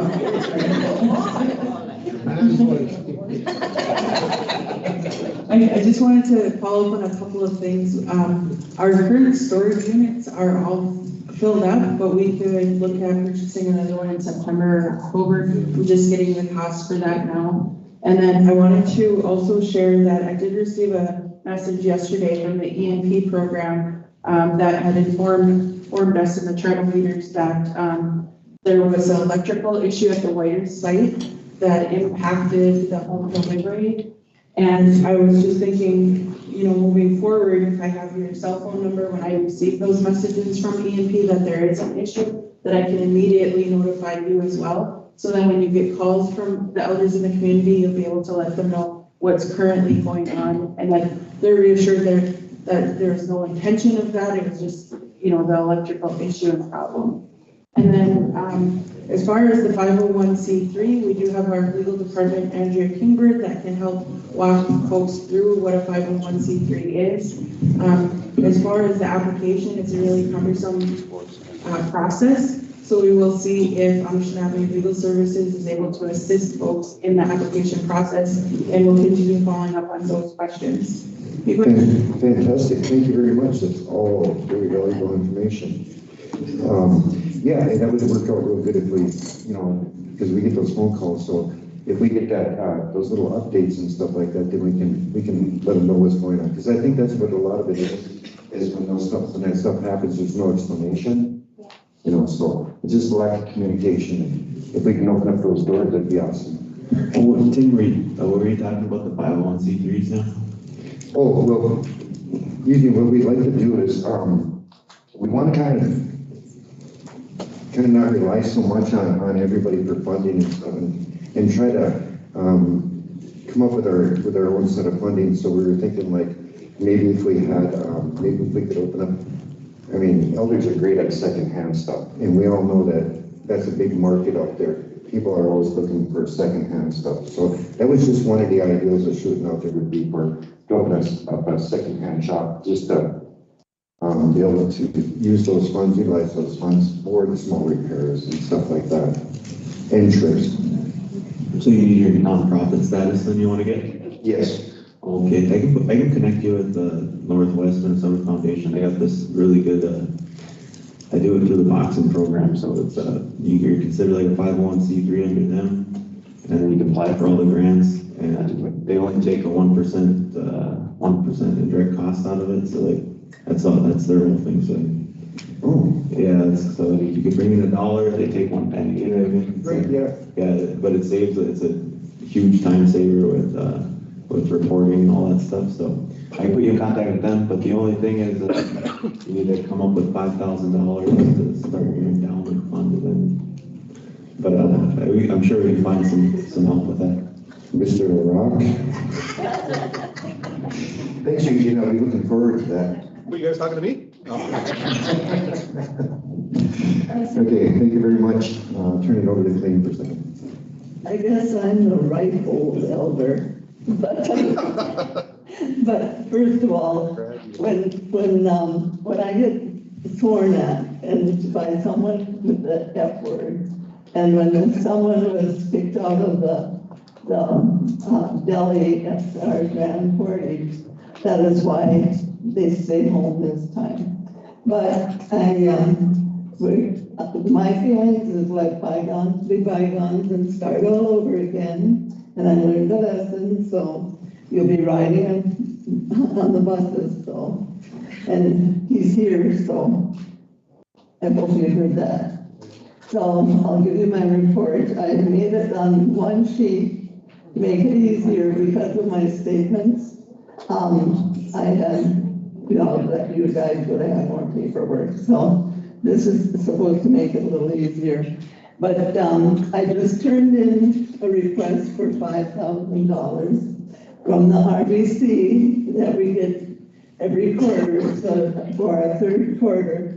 So we maybe can give the 5,000 to them to get started, okay? Because as you can tell by my record keeping, that, we've got some money there, so. They can give it, you'll take the money and then you can transfer it over to them. Yeah, Okay. that's what good. Okay, all right. How We about, got that on record? No, just kidding. yeah. Yeah. Well, we might as well do it, you know, I mean, I missed what the 5,000's for. I was out in the bathroom, so. oh, okay. Well, explain it to him. Eugene was gonna hook me up with a 501c3 and all it's gonna cost me is $5,000. And 1%. He said it's $6,000 now, so. Yeah, I saw that. Well, we'll stop at 5,000. Okay, so, from April, our balance was, the ending balance was $7,288.69. Now, this is our checking account. I, kept track of what the grand portage expenses were, and, the rooms were $1,268.66 from April 21st to the 24th. And the meals were $1,367.11. And that was for 9 people for those days. And it included also the bus driver. And in May, the ending balance was $7,173.42. And then in June, the balance brought forward was $7,173.73.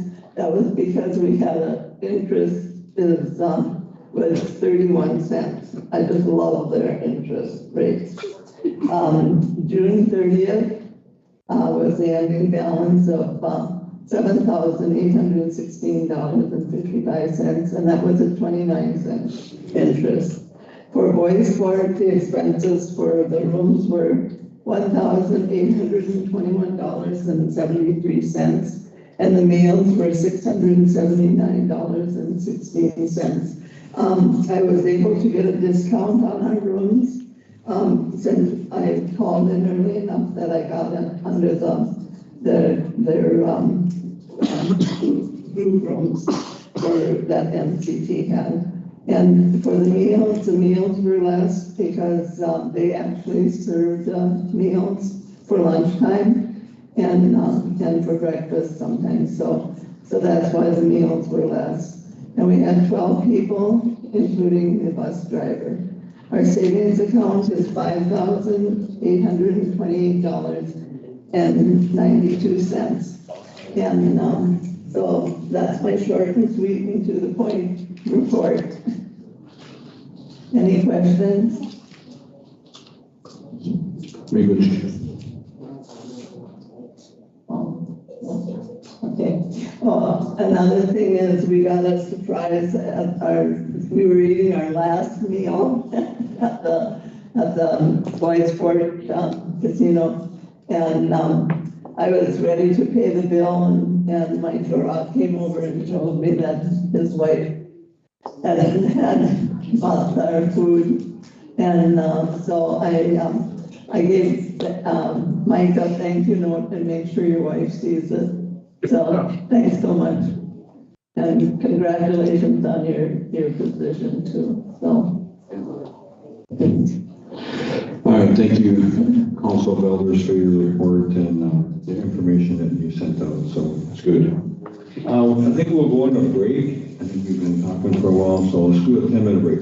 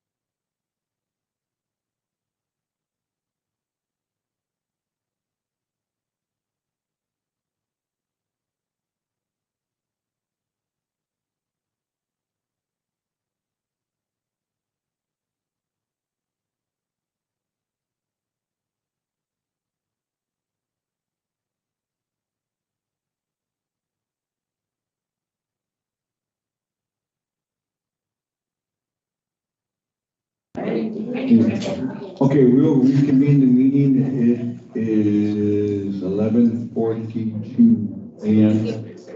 Elders Commission, thank you. Okay, Switch, Chairman, and, my name is Pam Aspinwall, and I'm Chairperson of the White Earth Elders Commission. And first of all, I just want to say congratulations to our chairman for re-election and Laura Lee for, District 3, and then a special congratulations to, Mike LaRock for, ascending to the presidency of the TEC. So we have a lot of representation there, and that's really great. What I've done is just compiled a report, and they are summaries of our last 3 meetings, April, May, and June. And I'm just going to go through this. You all have copies, so here goes. We did attend to, some of us members, not all of us members as a commission, attended 2 MCT TEC meetings, the one in Grand Portage and Boys Fort, and they were very informative. And again, like I say, I'm glad that we have that representation.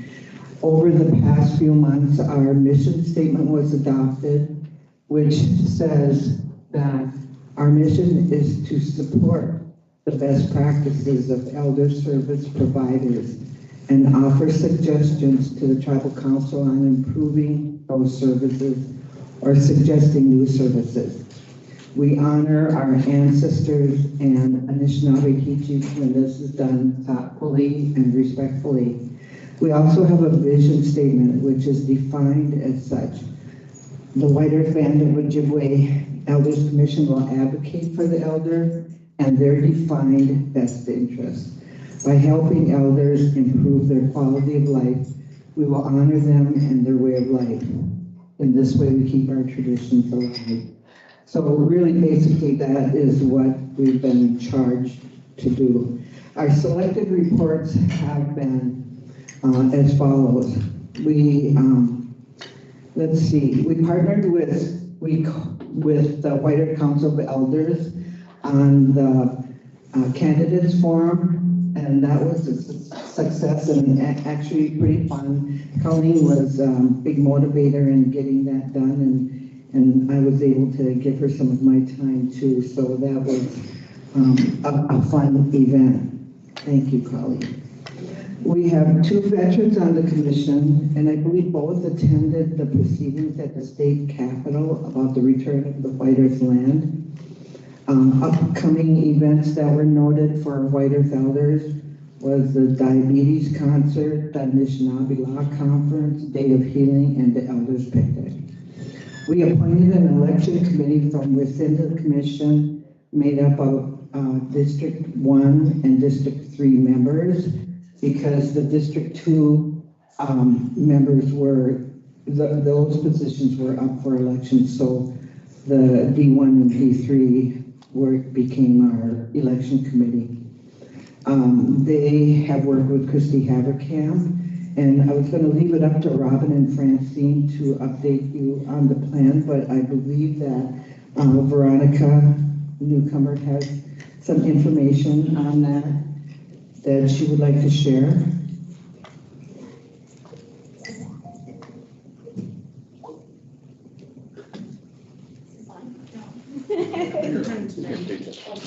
Red or green. Good. So thank you, Pam. And so I have been in contact with Christy Haverkamp. We did receive the backgrounds for the 3 candidates who would be eligible for this upcoming Elders Commission election. And so those individuals are Stella Devine, Lorelei Morales, and then Missy Fairbanks. So Stella is for the at-large position. Lorelei Morales was for the District 2 Commissioner on the Elders Commission, and Missy Fairbanks was the other District 2 Commissioner. And since the RBC amended the bylaws in April of 2024, these individuals would then just be taking the vacant seats that are open. And then since there are only 3 vacancies and only 3 candidates, I don't think that there necessarily needs to be an election. So I think that these 3 individuals are certified as eligible to be on the commission based on my review of their backgrounds. And then at their next meeting for the Elders Commission, they can probably be installed onto the Elders Commission and then just continue with that. And then the next election cycle, my understanding based on the amendments to the Elders Commission bylaws would be District 1 commissioners would be up for election and District 3 would be up for election. But otherwise, yeah, these three individuals meet the certification qualifications and they should be installed at the next meeting. So that's all I have to add. Thank you very much, Veronica. And so then, the last thing that I'm just going to comment on is that we're grateful for the increased funding for funeral services for White Earth members. We're happy to have that homeless shelter in Manoman open. We especially like the increase in the elder shooting star promotions. And then the new food shelf for all community members, that's great. We had a tour of that place when we were on the Natal Watch. I don't remember if it was June or July. And then the business on the table are those amendments, and I believe that we may have a couple more with Veronica, and then our treasurer will present a budget for fiscal year 2025. So thank you, and thank you very much for the opportunity to serve on the commission.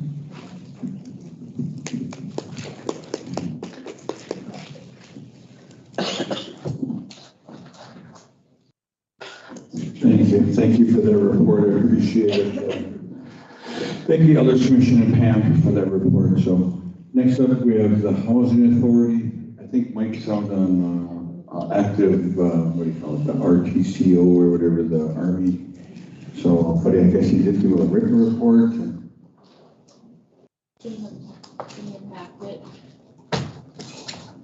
Quarterly, or Eugene, want to read that?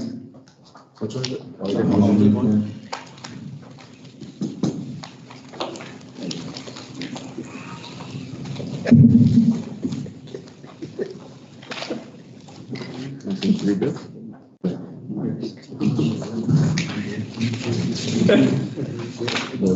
Okay. Mr. Chairman, you wanted me to read the White Earth Housing Authority? Okay. White Earth Housing Authority Program Update. Healthy Homes Project Extension Request has been submitted. This project will help combat health and safety issues in selected tribal homes. This project will start in the next few months. Clearing of trees has started in Rice Lake, which is the first set of 4 homes will be placed. SHORP project started July 15th, 2024. Selected low rent units will receive windows, siding, fascia, and soffits. FHLB project still in progress. This program has allowed needed updates to selected low rent units. THUDVASH HUDBASH renewal has been submitted to continue to provide rental assistance to our veterans. MHFA single family homeownership grant has been submitted to the state. Business as usual, working on rehab units and maintenance. That is the White Earth Housing Authority quarterly report.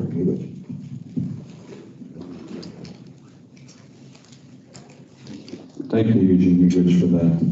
All right, next up on the agenda is the IHS. Hi, I'm Rainey Roman. I'm the CEO of White Earth IHS. We have exciting stuff going on at the White Earth Service Unit. We have taken over the final phase of the remodel project. So the administrative side, business office side, finance, patient registration, we now have moved over into more space. And so just, we're hitting the final stage, which should be done December 31st of this year. And I'm doing my very best at keeping all contractors on task within our weekly meeting. We have weekly meetings with the contractors who are working on the entire facility. So if any of the council ever wants to join, you're more than free, Tuesdays at 10 a.m. On a positive, in this new edition, PRC has a window where you can stop if you need to sit down with one of the PRC representatives. She can find one that is available, and you can also drop your bills off at that front as well, which is a really nice addition, and it's being very well received with patients as well. It's nice to have that go-to face-to-face contact. We've been missing that for quite some time. In the dental department, we have one contract dentist coming the first part of August, and 2 or 3 are in the queue, along with one offer has been made for a new dentist to be coming in, which is extremely exciting. Dr. Kuva is doing a really great job ensuring that same-day access is available. He's a new chief dentist, and he is seeing patients on emergency basis every single day, so he's doing wonderful there. He's also working at trying to figure out better ways and systems and processes to ensure that those needing dentures and crowns are able to do that within our facilities, which is also exciting. Looking at purchasing some new equipment so we can do those in-house, which is instrumental for getting the patients the care that they actually deserve. We have restarted the art committee within the facility, so we're going to be starting to hang up all of the beautiful artwork we once had displayed, including quilts and beadwork and things like that. So that's also exciting. Pete Fairbanks and Bud are going to work on the Veterans Memorial Wall and look at rehanging that. And they are going to be adding a women's Veterans Wall as well. Our FEA has restarted within the facility. That's just kind of for our employees, for the fun things to be had with our food trucks and potlucks, just to help boost morale. It just gives back to the employees. PRC, we continue to struggle significantly. It's great having that window, but we do have a area consultant working in White every week. She is here from the area office. She's there to oversee the processes that are not working and to make adjustments and recommendations to figure out what we need to do, not only at the service unit, but at the area level as well. We are working with our top 3 vendors, Sanford, Essentia, and Monoman, to clear up all of the past debts from all of our patients that we have. So that should be happening. We're going to be doing some large payments in the next 2 weeks for a time period, which will be really nice to get that cleaned up. It's a lot of work, but we're invested in getting things corrected and straight. The PRC department is getting a lot of attention from headquarters level, which is also nice. They're giving structure as to better staffing of that department to better meet the needs for service to the patients, which I'm looking forward to that. Our pediatric clinic and weight management, we are going to be out in the communities for peds, doing sports physicals, well child visits, and their weight management program along with the adult side is growing very quickly, and we're seeing really positive results, which is wonderful, and a positive move in a great direction for several individuals, including pediatrics. Out in Nadawash, we have 2 providers and 1 local member who will be working on a start date for her, and she will be a full-time provider out in Nadawash as well. Our radiology services, due to this transition and last phase of our project, is hosting all of the radiology, so x-ray, mammography, all of those services are happening out in the Nadawash clinic until that December timeframe. And that includes our orthopedic clinic, which is still on Thursdays with Linda Lonis and Dr. Sharma. Those services are still concluding out there, just not in White Earth. And we are working with the pediatric department to get consistent coverage for the Nadawash facility. We've had 2, Kathy Berry will be retiring, I believe it's today, with IHS, and Bev Robbins recently retired as well. Kathy Berry is in HIM, and Bev Robbins was a PDC for 40+ years. She dedicated lots of service to us. We have set up cultural training with Mr. Tibbet September 18th, which is very exciting. We will also be giving a tour to the urban elders. There should be about 50 of them coming in the first week of August, so that too is exciting. And then we're planning for October for there to be a diabetic clinic, resurrecting again as well in the White Earth Service Unit. Other than that, I think that concludes my report. Thanks, Rainey. We would like to, Chairman, with your okay, we would like to sit down with Bev and Kat and present them pennant blankets or whatever blankets we give out. So we would like to maybe invite them to the RBC. Wonderful. On one of our, maybe our briefings and honor them for the retirement. So I didn't know Kat was retiring, so. Yeah, she is. Oh, we would like to do that, That so. would be great. I'm sure they would welcome it.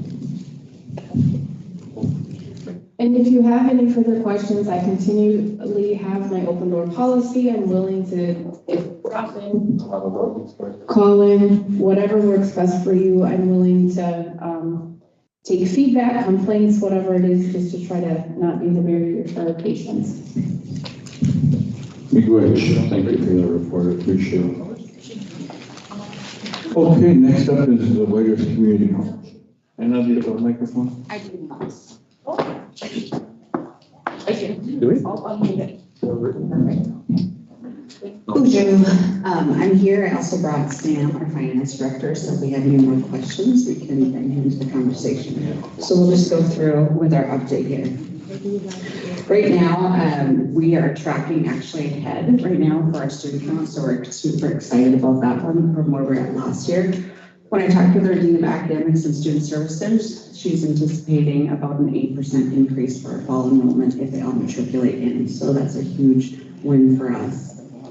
Some of the things changes too, just like when I just talked about that, the Dean of Academics and Student Services, we're trying that out for 1 year. We combined 2 positions into 1. We've also, because of vacancies, new positions being created, we're starting to restructure our current team. Sorry. Some of the new positions we have are institutional effectiveness, financial advisor, language and cultural center coordinator, and IT help desk. In the upcoming future, we will be adding on a counselor and wellness center director. We're moving our part-time marketing specialist to a full-time marketing specialist. Could be adding a cultural arts adjunct position.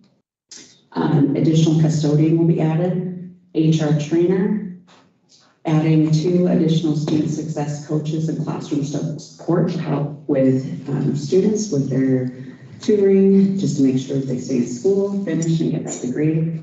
And we'll also be adding another language teacher. So we're excited with some of those changes coming on board. Right now, at the college, we have 11 projects happening over the summer, so we're extremely busy. If you come by, we have a lot of stuff happening. The first one being our phase 4 addition renovation. We're putting on 18,000 square feet, which will include a commercial kitchen with a dining center, wellness center, loading dock, and also updating some of our internal spaces. We received the NSF grant, so we'll be updating and adding a chemistry lab. And so we'll be converting a computer laboratory into a chemistry piece. So we're excited about that. That will bring in a new degree. We're looking at expanding an AS degree in natural sciences with concentrations in biological or physical sciences. We're also installing a deep winter greenhouse, so we'll be able to expand our growing season. So we're excited about that. It's going to be a 24-foot by 30-foot floor green space added. Our solar array that you guys donated to us in 2020, that actually came down last year, so we are replacing that. That actually will start on Monday, so we're excited about that. So we'll be able to use that solar energy to power up our entire extension and customized education building. We're looking at getting our parking lot resurfaced. We're gonna be adding in a loading dock driveway access. We just received funding for a medical simulation mobile unit. So what this means is we'll be placing an order. It'll take about 16 months to get this built, but it's gonna be a 2 classroom for healthcare. And we're gonna partner with Northwest Technical College with their nursing program. So we'll be able to offer that education. Next, we're building a storage garage. Because we got that grant, one of the requirements is we must have a building for it to be stored in. So we have to build that storage facility. With all the new additions, we need the space. So I am taking back our nursing room. So we're going to be purchasing a lactation pod. We're going to be getting rid of our second computer labs and installing cubicle offices so we can store some of our staffing in those spaces. So, and then the last one is our library is going to be restructured, and so to add 2 additional people into that space too. So we're excited about some of those changes. This fall, we have our big accreditation with Higher Learning Commission that will take place October 28th and 29th. They will have 2 days there. There's 5 areas that they'll be looking at, and so we have been preparing for over a year for this, and so we're getting excited. We also just recently found out, in addition to this, they're also going to be doing another review for us, so that's going to be fun for that one, but that's the federal compliance review. So basically what they're going to be looking at is our federal student aid to make sure we're in compliance and following all of those policies and procedures. So what we have from the federal aid that we utilize is the Pell Grants, FSEOG, which would be the Federal Supplemental Educational Opportunity Grant, and then also the FlexWorks, because we made some changes to that, which has been phenomenal. So we actually have more students who are getting that training. And so one that I just recently heard of is they've been working with NAVIC and they've been really enjoying that with our Ojibwe teacher. And then the entire team was selected in here. And so we do also have it on our website, but we do have our spring 2024 data fact sheet. So that just breaks it down to let you know how many students we had, what tribes were represented in our spring one. We actually had 12 tribes represented attending our school. And then Pell eligibility, it breaks it down that, first gen, part-time versus full-time. So I'll encourage you to look at that. We also have our course schedule up for this coming semester, and we also have it for the spring semester. So one of the things that we hope to get launched by next fall, so we're crossing fingers, so don't say that I said we are for sure doing it. We're hoping to have finalized, but to get our KA 100% online. And so we have to go through that accreditation, that process. So that is something that we're exploring. So any questions for me or for finance with Sam?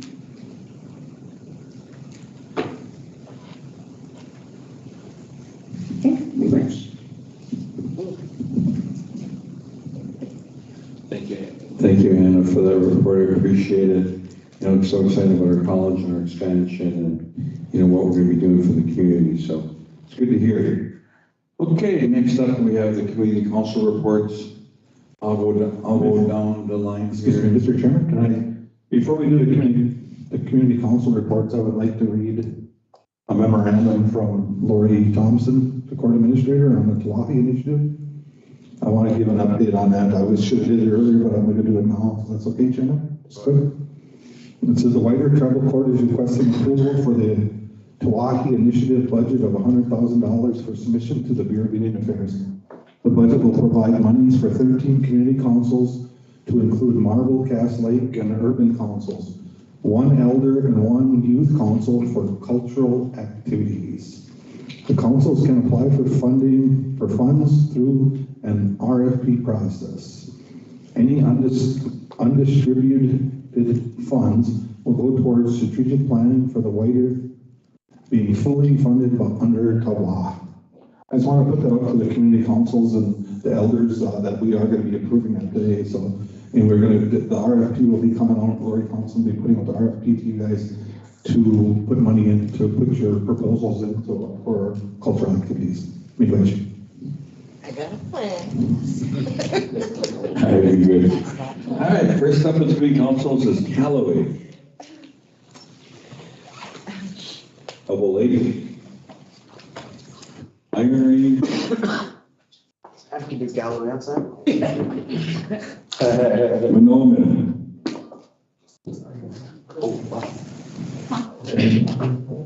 Oh, Monoma, I have Monoma, so I'll read Monoma.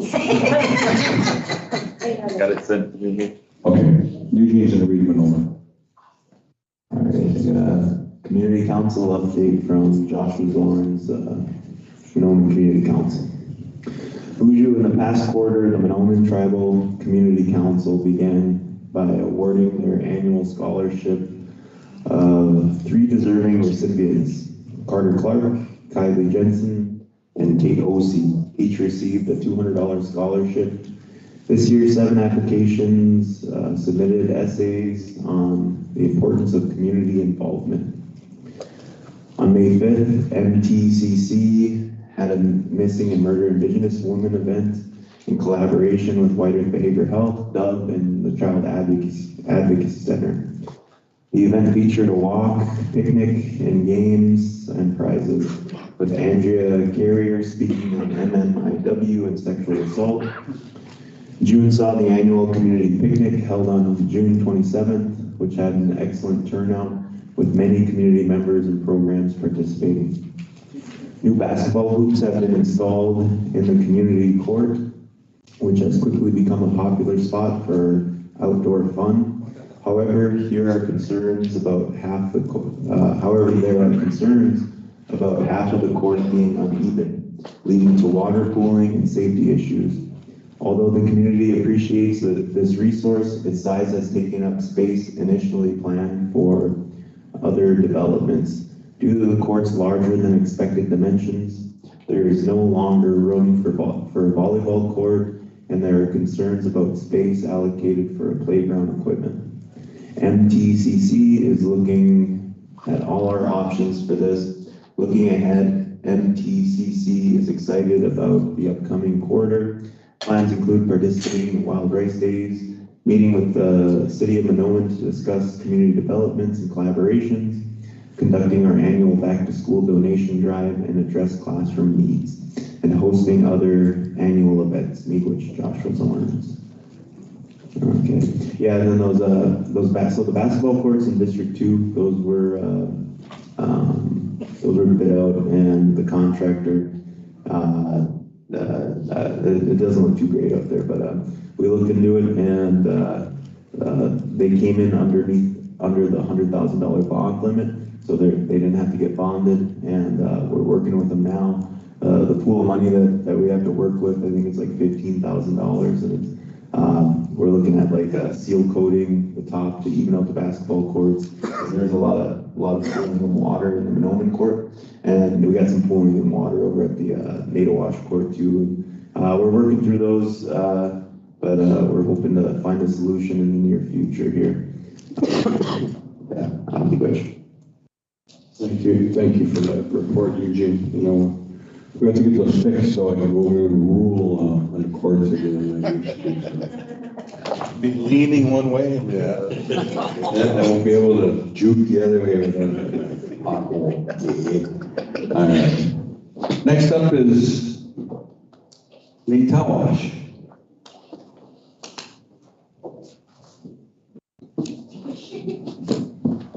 Which? First, I would like to say I will be presenting for the Nadawash Community Council on behalf of Brian Clark, our chairman, and we appreciate this opportunity. Miigwech for this time, and I want to say congratulations to Mr. Chairman Fairbanks, to Laura Lee on her position, and just congratulations and best luck to Michael LaRock as our Minnesota Chippewa Tribe president. He is responsible for 45,000 tribal members not only on the reservations, but within the state of Minnesota and throughout the United States and the world. So we have members everywhere. And so when he takes this role, it's an awesome responsibility and it's a great honor to Whiter.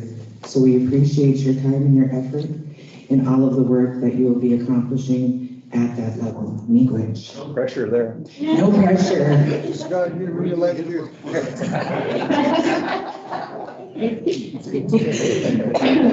With all respect. Let him talk. With all respect, Mayor Washington, NCC's report. Dear Whiter's Band Reservation Business Committee, the Naywash Community Council would like to thank you for this opportunity to report.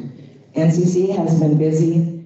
We have offered every major holiday celebration to the community. We welcome and invite any of our elected officials to our events. And we also held the second annual Pride event this past June. It was well attended and much needed in showing our support for all Whiter Two-Spirit members. We want to thank all your divisions and your departments who have shown us support and commitment to our village, with special thanks to behavioral health. We need to acknowledge Mahubi for support in our June Pride event. Many of our previous safety requests for assistance are still unanswered, and a quick reminder. Street signs, the water tower projects, and the stop sign at the junction of the loop and the water tower projects. Street sign at the Workforce Road and lighting on County Road 4 at that junction. So that's unmarked, and so a lot of times at night you can't even see that there's a road at that intersection. We do have a number of families living at Kiwanis, and it would be for everyone's safety to make sure that we have that lighted, and that may be a county issue, which we will be addressing with Minoan County. But the street sign would be really appreciated because there's no signage whatsoever. We need lighting throughout the village, especially between the skate park and the BAB road. So just going down the hill before we get to the BAB road is very dark, and I'm sure as many people know, we are very grateful this year. We have not had to life flight anybody out, but every year we have had a major accident either coming up to the skate park from the loop road or the BAB going down, starting at Trippins there. So the other reminder is support for a business in Naywash. We have had a business plan for over 2 years, and if we could become financially and fiscally independent, we could serve our Naywash members better, being able to meet the needs in a timely manner and create employment opportunities. So we still sit with this business plan with no movement whatsoever, and we really would appreciate and need the support for that. It would benefit everyone, and it would most definitely benefit our community and a lot of the things that we are trying to accomplish. NCC is excited. There will be planning and conversations about a community center. We all want healthy communities to celebrate the good things in our lives. We can also use this for the last journey that we take. Having a place that meets the needs of our families during their hardest times is so important. NCC will be waiting for additional communication with the Economic Division. We again ask for equal funding. We are not asking to take away from other communities, but can you please take into consideration that there are some communities that serve 10 times the members with the same amount of funding? Naywash has never turned away any other communities at our community events, but we are asking that we have the same amount of funding to serve our children, our elders, and our families as the other communities.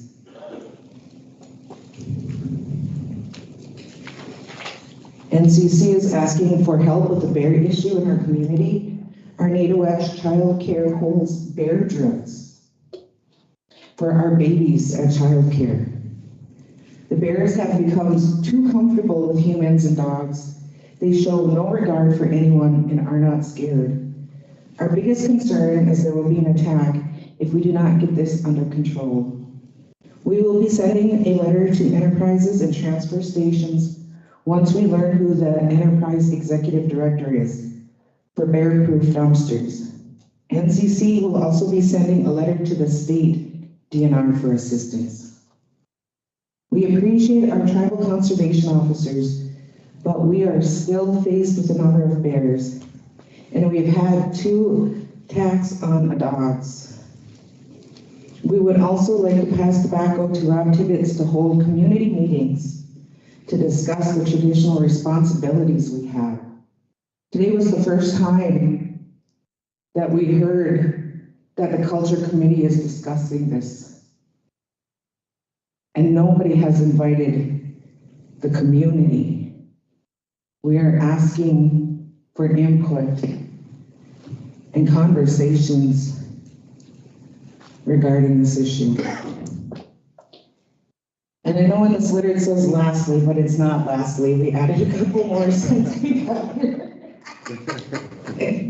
And lastly, there are times when our village experienced tragic, violent events. We are asking for official communication. We are not asking for criminal investigation information. Just an acknowledgement there was an incident, reassurance that things are being addressed. If there are road closings, estimated times before it's open, and if there are any further safety risks. Naywash has the largest number of children in any community. Our families should have reassurance that our safety is a priority and our families are safe. Again, we understand there is an open investigation. We are only asking for reassurance and/or warning of safety risks. And then since I was here, remember that these reports are approved, discussed by the Naywash Community Council from things that we hear in the community, from things that are coming to our attention.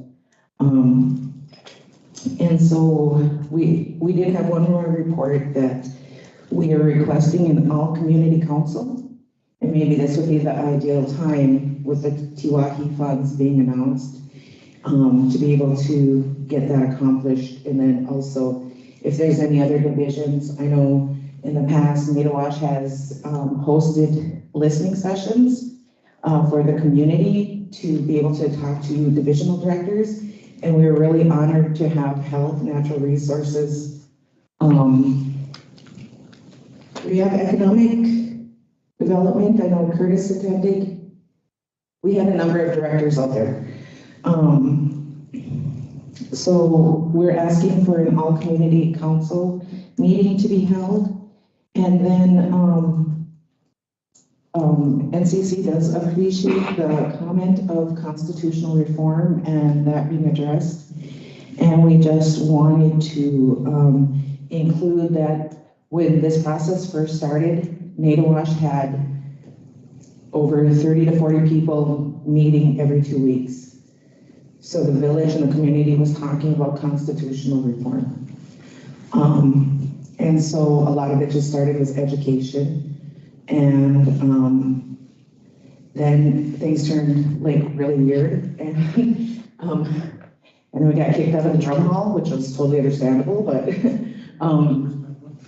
it can be done. And so we were on a really good trajectory, just discussing and talking about our concerns. And at that time, and as always, the Secretary of Interior being taken out of the Constitution is really a concern. First of all, we all agree that yes, the Secretary should have no say over anything that we're doing. If we're a sovereign nation, then we need to be able to make our own decisions. But the concern was, and this has been discussed at the TEC level before, is that as 45,000 members, we're going to trust 12 people to make these decisions for us with no recourse in place for our members. So that was one of the concerns. And so until we have recourse for the members to be able to address this and looking at Article 13, we can't just pull that person out because we, as members, each and every one of us in this room who are members, do not have recourse. So that was one of the big concerns, though everybody agrees that the interior should be removed. So, any questions or anything else? We need a copy of your report. Yes, sir. Thank you.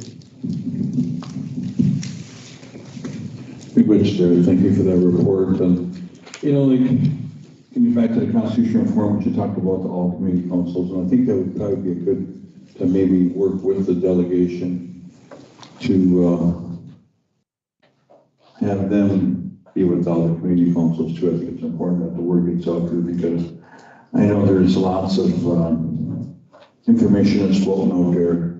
I know that a lot of the other delegations than ours are pushing different things in the Constitution.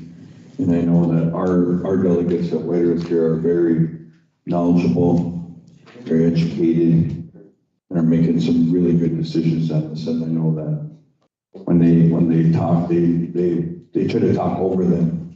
And it's something that I'm aware of. Secretary Treasurer LaRocque's aware of that, you know, nothing's gonna get past us, and I won't make no decision without talking to our people and our delegates. So these are the things that I've always upholded is to listen to our membership and our constituents that, you know, that we're gonna, it's rather to find solutions first and then change things than backwards, just change it and don't have no solutions, you know. So these are the things, I guess, that I deal with, and of course our Secretary Treasurer deals with, and you know, and I think the other tribal nations, and I think things are changing a little bit with the newly elected chairmans out there from Mille Lacs and Fond du Lac. I think things are kind of steering a little differently now, so it's kind of a good thing in a good way. So, but I appreciate that report and appreciate the concerns, and when we go ahead, and if anyone else has any questions, we'll move on to the next one here. Next up is Northeast Cass Lake. Actually, you want me to read it or you can read it? Northeast Whitehurst Community Council. Quarterly report, Rick Holland, chairperson. The monthly meetings are held on the first Wednesday of each month at the Whitehurst building in Cass Lake. Although the community council's focus remains on elders of this community, we remain diligent to include and provide events for all members of our community. A turkey dinner for the community is planned for August 20th, 4 to 7 o'clock. Northeast Whitehurst Community Council is in the planning stages with Leech Lake Boys and Girls Club for a back-to-school event. Free haircuts with razor sharp salon are one of the events confirmed. We are pursuing the 501c3 training. Our goal is to obtain grants that will assist our community. The NEWE purchased 12 air conditioners for elders. The targeted age bracket is for those born in 1930 and 40. So Chairman Furbeck's a good one.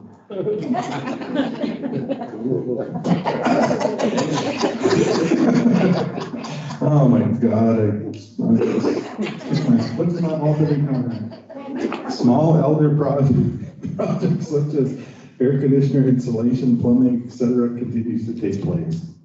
We would like to extend appreciation to the Whitehurst Tribal Council for the community council support. Thank you, Rick Holland, chairperson.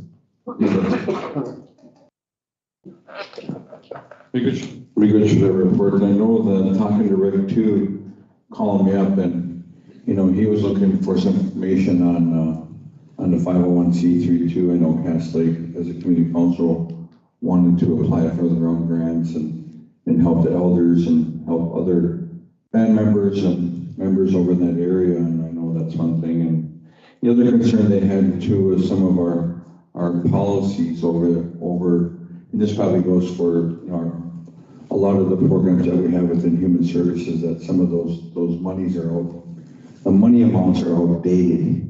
You know, I know I got a band member from over there called about, you got a $25 food voucher for Leech Lake Market, and he says, you know, these are things that we're going to look at, not to address this to council to that how do we compensate or how do we increase that with inflation over the years, and what's a food voucher and a gas voucher these days. So these are things that we'll have to sit down with the team and figure out with human services and these programs that we have that assist our band members offers, and also on reservation too, is what's a good number for these assistant items that we process as council people and also as these programs, the human services division. So we will get some more information out for you on that too. So, but thank you for that report.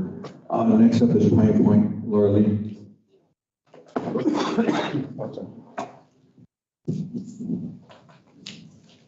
So Pine Point is proud to announce that we are a part of a grant from Johns Hopkins University Indigenous Health Group. They're hosting culture camps in the fall of 2024, 2025, and 2026 for a total of 6 camps. They have a tentative fall cultural camp scheduled for September 21st. The teachings will include moccasin making, drum making, tobacco making, beading, belt making, ribbon, shirt making, gathering of medicine such as sage and woodclay, rattle making, and possibly more.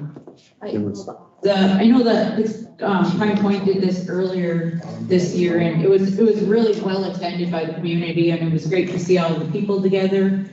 So they're also working on their upcoming powwow, August 10th and 11th. They're starting off with community picnic and blessing of the powwow grounds on the 8th, and then that Friday they're having a res car parade and the float and res car divisions.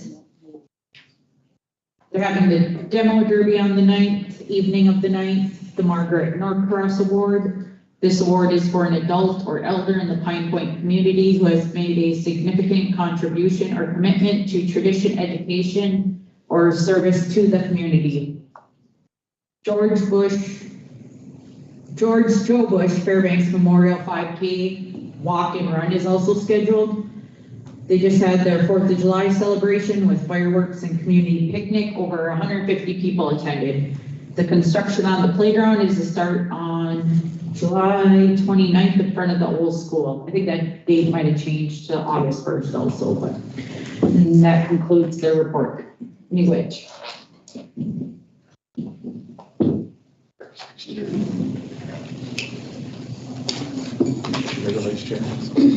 Oh, where'd he go?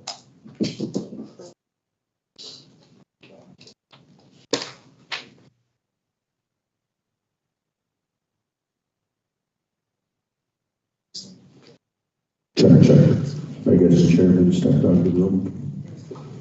So we'll move on to the report, Rice Lake. Anybody from Rice Lake here besides me? No. No.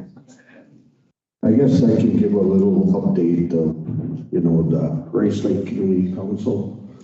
I know they're working on, like the basketball courts. Today they started on the playground there up front where the old one was. They did put in a sand volleyball with one of our tribal members deciding to break it up. So, but what they don't realize is our security's all hooked in with our surveillance team over here, so we get good pictures, smile here on camera. And really what they tell you is we could probably only get them for a misdemeanor. I said, yeah, but they got a rap sheet a mile long, that just that report would help them, with that gentleman deciding to steal gas, or it's kind of hard to steal our company converters now because they do a pretty good welding job on them. So I checked that out the other day. So are they tagging them too? Yeah. And they're making it harder, to sell them, so, hopefully they'll quit, but, like I tell them, every day they want a food voucher, I said, we have county food shelves, we have 10 of them over there now, why can't you make it there, so they always want that voucher for one of us, but, and Rice Lake has been, actually pretty good up there, with, it was kind of hard when I left the community council, because I did a lot of stuff for them, but it's kind of hard, just like this report today, like, how hard is it to give a report, but I will, talk with them and we'll get them, either here or get a report anyway, so can't just be what I see up there, so. But yeah, they did clear out by the water tower loop for the 4 housing units. If you go up there, it looks pretty bare up there now, so.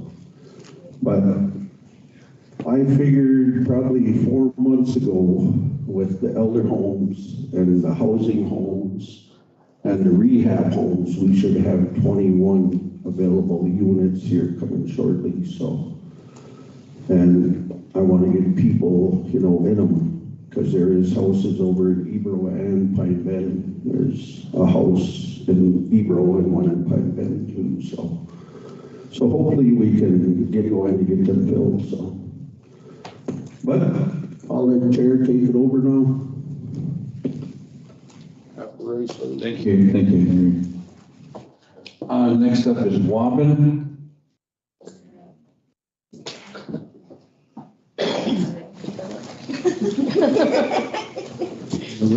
Thank you, Chair. I have a new double system. Is it on?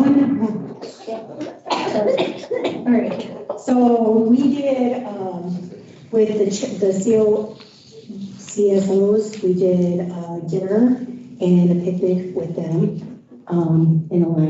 in this quarter. And then we also did Robin Days, which we partnered with Midwest Bank, Cedar Sense, I'm trying to think who else was on that with us, but we served 250 plus community members, and we didn't do prizes that day. We did on Thursday with the CSOs. Coming up, we're planning a back to school bingo, which is free for community members, which will, the prizes will be the items you need for school, like pencils and backpacks and whatever would be the prizes for winning the bingo game. Other than that, they sent me with minutes, if anybody wants those, but they didn't give me anything to say. They just said, tell them what we did. All right, thank you. Did they participate in the Water Days too, and then the softball tournament and all that? Yes, that was us. Okay, that was you guys, okay. That was us. We put that on. Okay, good question. And then we had, like Monty Bauer helped us and Cedar Sense and all of them. So we just asked community support because it is such a big event. Last year it kind of overtook us a little bit. Thank you for the report, Shannon. Wobbin, next up is Whiteearth. Laura Lee, was there a report from Whiteearth? No? No. Okay. Next up is Whiteearth Urban. Was there I got that report, Chair. It's a long one. This is Luju Ali from the Whiteearth Urban Community Council. May wish to the RBC and your ongoing support to the Whiteearth Urban Community Council. April, Whiteearth Urban Community Council hosted a bus trip to Monongan Shooting Star Hotel for the State of the Band address. Whiteearth Urban members that registered to go to the event were provided a room at Shooting Star Hotel and were given a dinner coupon. Members that had not had the opportunity to attend the State of the Band address before were very appreciative, as were the others that had attended in the past, to have been able to attend in person. Thank you to the RBC and the staff that supported the event and provided the funding. Whiteearth Urban Community Council and urban members say Gee Miigwech. May 18th, 2024, the White Earth Urban Community Council hosted the first annual traditional powwow for the urban community. With the hard work of the White Earth Urban Community Council, White Earth Honor Guards, Rebecca McCready, Laura Lee Morales, Bill Brown, Merlin Williams, Jerry Dearly, MC Joe Big Bear, spiritual advisor Jesse Big Bear, and Tommy Butcher Jr.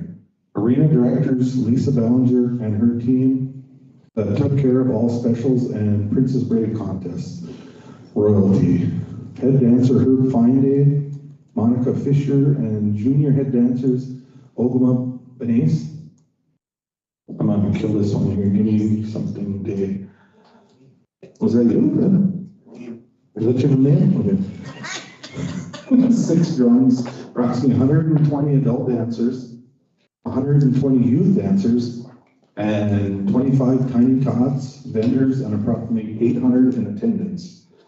The White Earth Urban Community Council had its first official powwow in the metro for the community members. What an awesome team. The White Earth Urban Community Council was honored to have, she's saying the same thing here. I'm not going to say blah blah on this one. So. The White Earth Urban Community Council was honored to have the first annual traditional powwow 2024-25 Brave, Warren Morrow, and Princess Katiana Saro. Congratulations. We look forward to having you represent the White Earth Urban Community. The White Earth Urban Community Council would like to acknowledge the incredible 33 volunteers, EMS workers, and Roger Newton, MAIC Operational Manager, for their hard work. There were glitches that happened during the powwow, but everyone enjoyed themselves. Those that attended, your patience was much appreciated.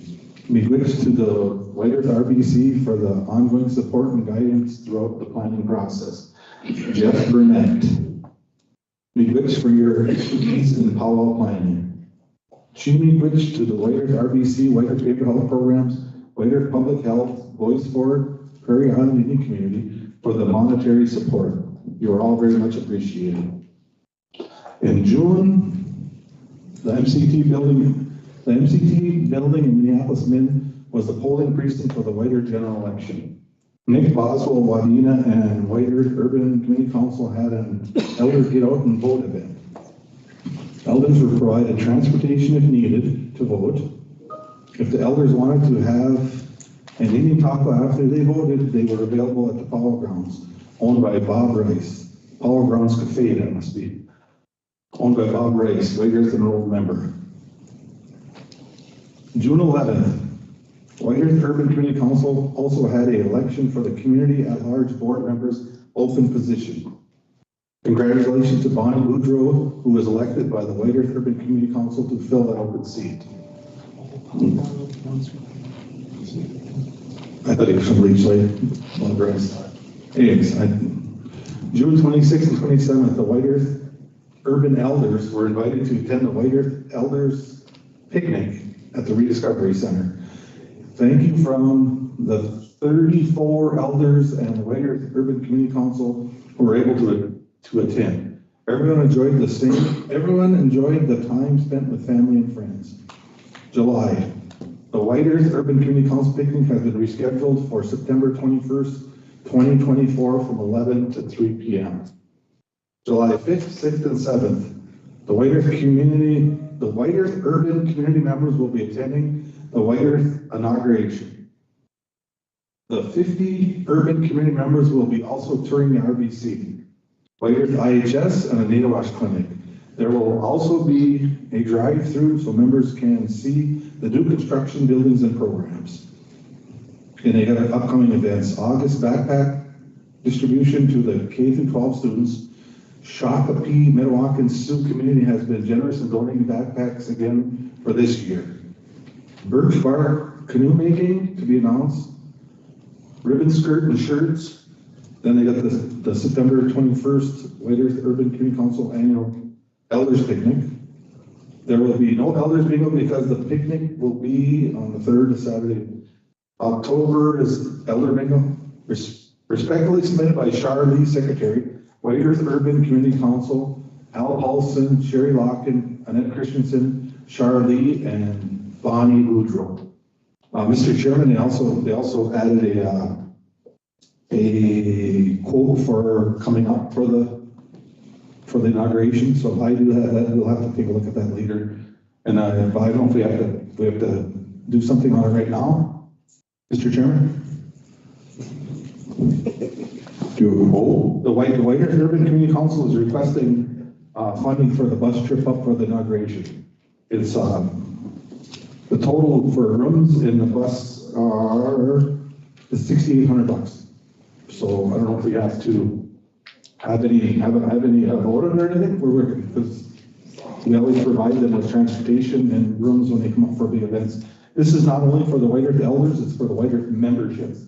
So I think they're thinking there maybe be up to 50 coming. They do a bus, so I don't know if we have to make a motion on it or if we have to approve this or not today. But they need to book the bus and they're booking the rooms and they block the rooms. So and I think we got the bus. So we just is this a formality, Mr. Chairman? Do we have to just find the money or do we have to do anything on it?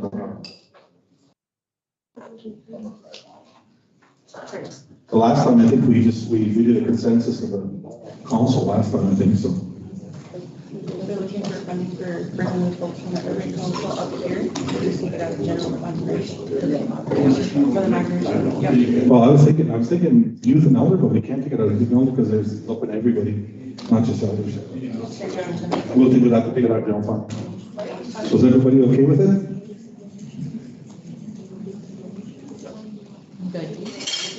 Charlie, you okay? We're taking out general fund. Yeah, I was asking Tracy if we have an inauguration budget, but she said there's not, so, but we'll just have to take it out of general fund, so. Okay, I think we're good, the council's good, we're good. All right, good. That concludes your report, so. All right, good, thank you. All right, moving on to the next items, there's no old business, but we do have some new business. I know Tracy Lutka here wants to talk about designated official.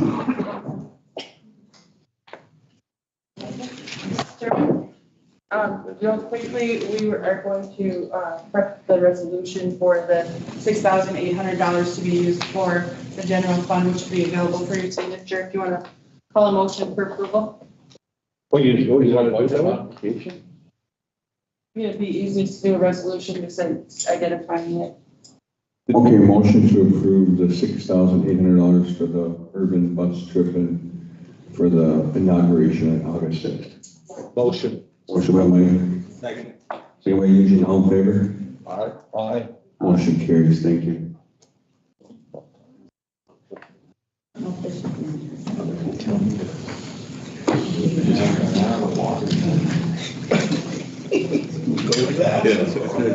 So this is just a form we discussed in briefing the other day with, or it wasn't briefing, it wasn't the meeting with the IHS, to make this the chief financial officer named as a senior official acting on behalf of the White Earth Nation to serve as contact person for notices, proposed amendments, and other purposes with the IHS for the 638 funding. It's just a form that chairman would need to sign to make that change, along with the health director.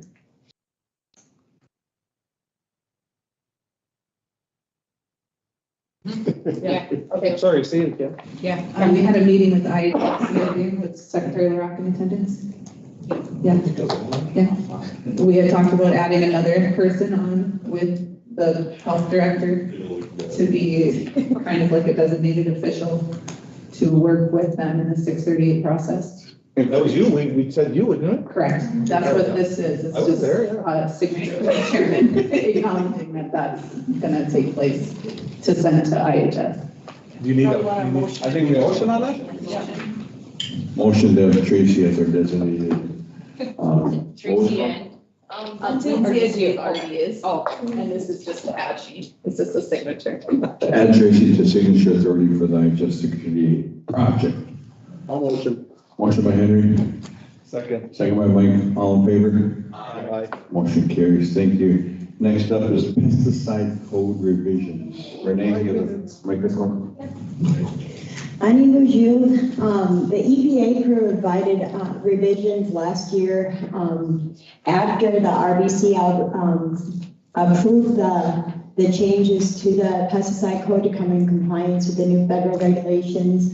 When Janie Konopacki switched jobs, she had sent it to the EPA for review, the additional changes. I had not received it. So now we're getting caught up with it. The revisions just add a little bit more to section 300.5 unlawful ag subdivision 5 regarding the record keeping requirements. And this is to better comply with federal certification rules. This is not mandatory for White Earth Nation to do, but it is recommended so that it puts our regulations at the same level with the federal and the state. We are also putting in there to put it out for 30-day comment. A 15-day comment? Is it only 15? I thought I seen 15 on the, yeah. Okay, because I wanted to do outreach. What is a prior resolution? 15, I don't know where these microphones. 15. Testing, okay. So it's a 15-day comment period. I might have misspoke when I talked to Renee about that, so that might be my fault. And then there's 30-day maximum period for RBC to respond to those public comments. So that's where that 30-day kicks in. And then there's an additional 15 days after RBC posts their summary response to the public comments before a final vote. So the grand total could be as much as 60 days, but that 30 days is the maximum for RBC to respond to public comments. So it could happen in a shorter period. Could I request that we put it out for 30-day comment so that I have time to schedule an outreach event in 2 weeks to the regulated community? And that would give them more time to submit comment.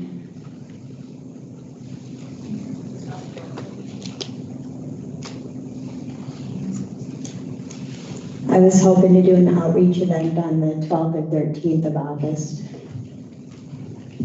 One moment, legal's discussing. Okay. Where are you going to do your outreach event at? I was hoping to do it up here. Okay. In one of the rooms in the evening time perhaps, so that more people would be able to attend.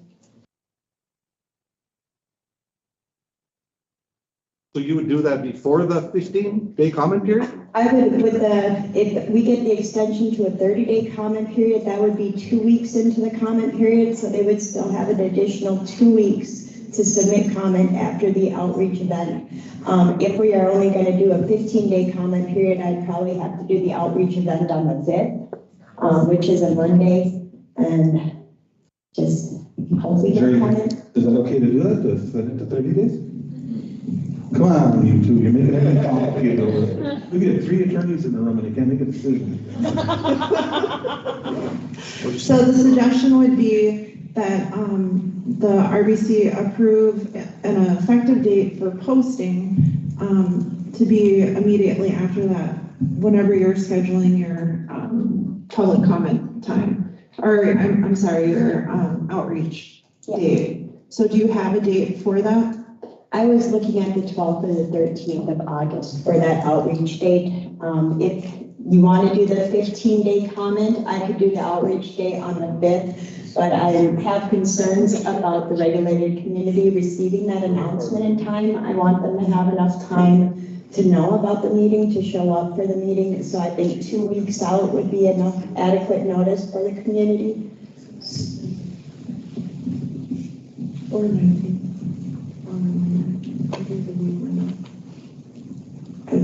We could have it be effective for posting for public comment on August 19th, which is the Monday following the week that you're targeting for that. Okay, so then they would have a 15-day comment after the outreach. Okay, that would work.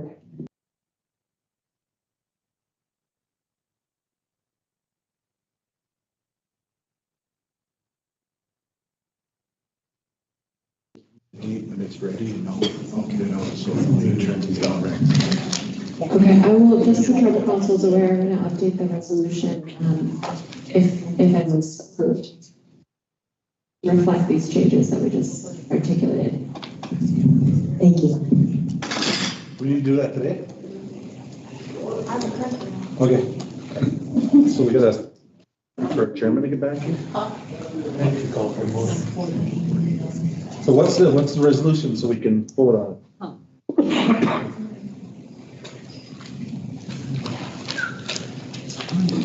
The proposed pesticide code changes should be in your packet, I believe. And we will be doing additional revisions. It's just right now it's field season. And then also giving the current environment with the regulated community. We're gonna put some of those changes off. We do want to include regulations for drone applications of pesticides and also a ban on pesticides containing PFAS. But those changes will come during a more slower time of year.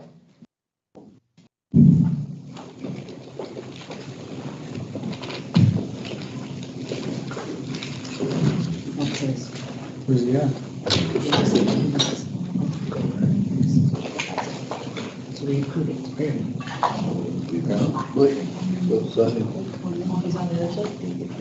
He's on the railing, don't he?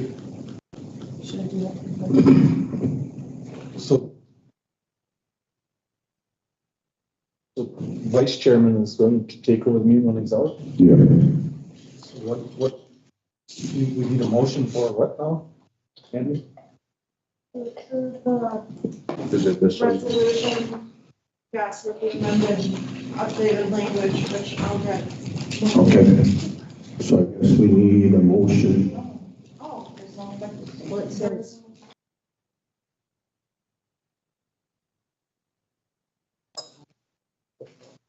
So.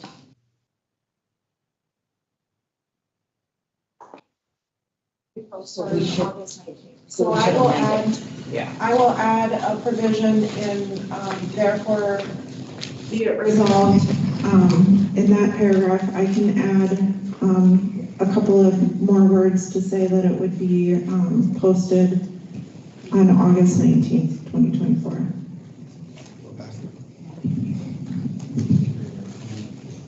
So we need a motion to accept.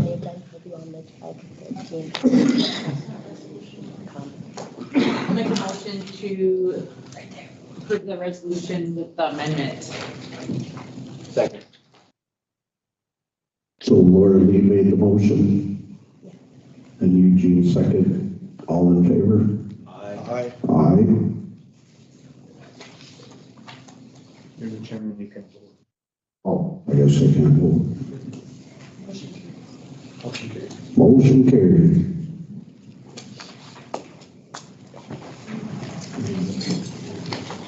Consent agenda. So now we move into the consent agenda. We like chair, I have to read them all. Excuse me, Vice Chair? Yes. If I may, Yep. there's another item on new business, and that is the DCYF signatory request from Lori Thompson. That was added, correct? Yeah. Okay. I see you breaking.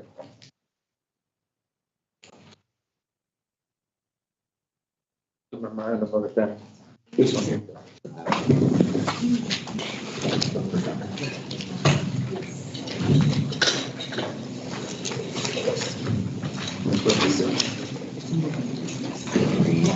Okay, so we have a memorandum of information. Lori will read it for us. So the request is from Lori Thompson on behalf of Loretta Blakely. The state of Minnesota created a new division in the Minnesota 2023 session laws called the Department of Children, Youth, and Families. The Department of Human Services will be transferred into this division. The MOU states that Waiters agrees with the transfer of the roles, duties, and responsibilities. And attached, you have a memorandum of understanding between the Waiters Band of Ojibwe and the Minnesota Department of Human Services. Also? We don't, consensus? MOI.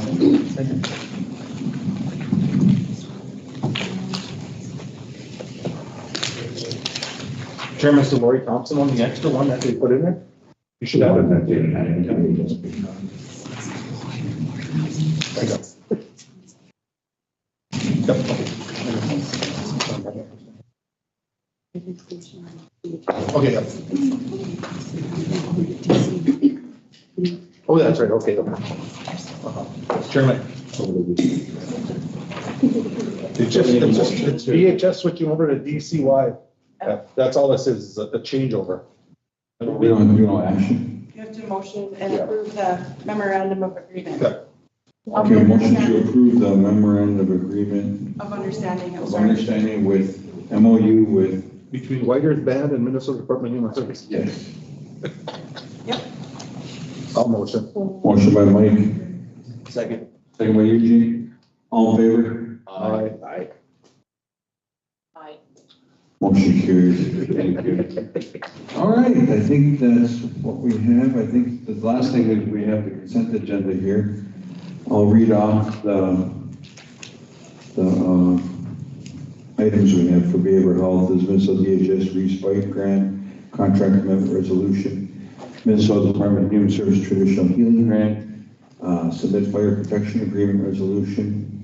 For education, we have IOWA Annual Renewal and Resolution with Child Care License Renewal variance, with the Whiter Infant and Toddler Center, Child Care License Renewal with Oshkosh Drop-in Child Care.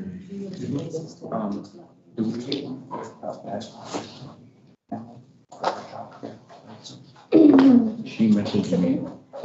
In the meeting. She told me to make sure that we can approve today. We can. Okay, next up is COLA BIE School Operations Grant 24-25. This is finances, scattered mini home development. And I think that we're gonna have to move some of this for discussion at executive session. I'd like to put that in the executive. You fine with that, council? Which one? The mini home development.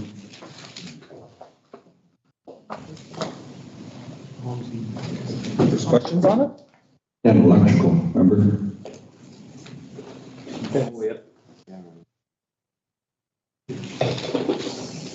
Yeah. I don't know, I mean, that's something that, Those questions were answered already, so. Yeah, there's a discussion. council, is there one in the back huge? Or, Oh, no, that's for water. You could move it into executive session, we could talk about it. okay, we'll move it in there. We're gonna make a note of that. Next up is Clifton Roof Remodel, indirect cost agreement. Health is CMS authorization delegated official certificate of statement for home health agency. Next is Title III contract amendment, FY24 tribal MIPPA funding application resolution. Also, we have a Minnesota Department of Human Services money flows with the person grant. Also, we have a public health emergency preparedness and resolution. We have an AICF contract resolution for human services with a weatherization contract agreement. The state of Minnesota energy assistance contract with Minnesota DHS FY25-28 contract continuing resolution. For judicial, we have memorandum of understanding with the Minnesota Department of Corrections. We have judicial contract for, we have optimal management agreement. For legal, we have 2 business licenses for band members. We have LLC renewals for construction company. We have a LO request for construction company, new business license renewal for, we have a new LLC request for another LLC with LLC renewal. Natural resources, we have 24-25 seasons and limits and resolutions. We have the surplus Buffalo FY24 request and proposal and resolution. We have the tribal wildland firefighter temporary special pay supplement resolution. For public safety, we have the FY 24 safer outcomes enhancing de-escalation and crisis response resolution. We have the master subscriber agreement with Minnesota courts on data services and government agencies, signatory authority and resolution. For public works, we have Northern Paving Contract Resolution. For TUC, we have the Tribal Utility Council and Energy Resolution. Our ratifications, we have the economic development, the broadband grant reports. Finance, we have scattered, okay, we're putting that in resolution. For human services, we have the Mohubi weatherization agreement, so. Those are ratifications. Those are the ratifications, so. I think that's it. Any questions on that, guys? Asking for a motion to approve the consent agenda. Motion to approve consent agenda with changes, scattered mini home development sites, District 2 and 3, contract resolution to be moved in consent agenda. All right, executive session, sorry. They did that. Thank you. Thank you, Eugene. Motion by Eugene. Second. Second by Mike, all in favor? Aye. Aye. Motion carries, thank you. I'd like to thank everyone for showing up today. I know that it's gonna get warm, stay hydrated. I'd like to ask for a motion to go into executive session. Motion. Motion by Eugene. Second. Second by Henry, all in favor? Aye. Aye. Motion carries, thank you. Once again. I take 5 minutes.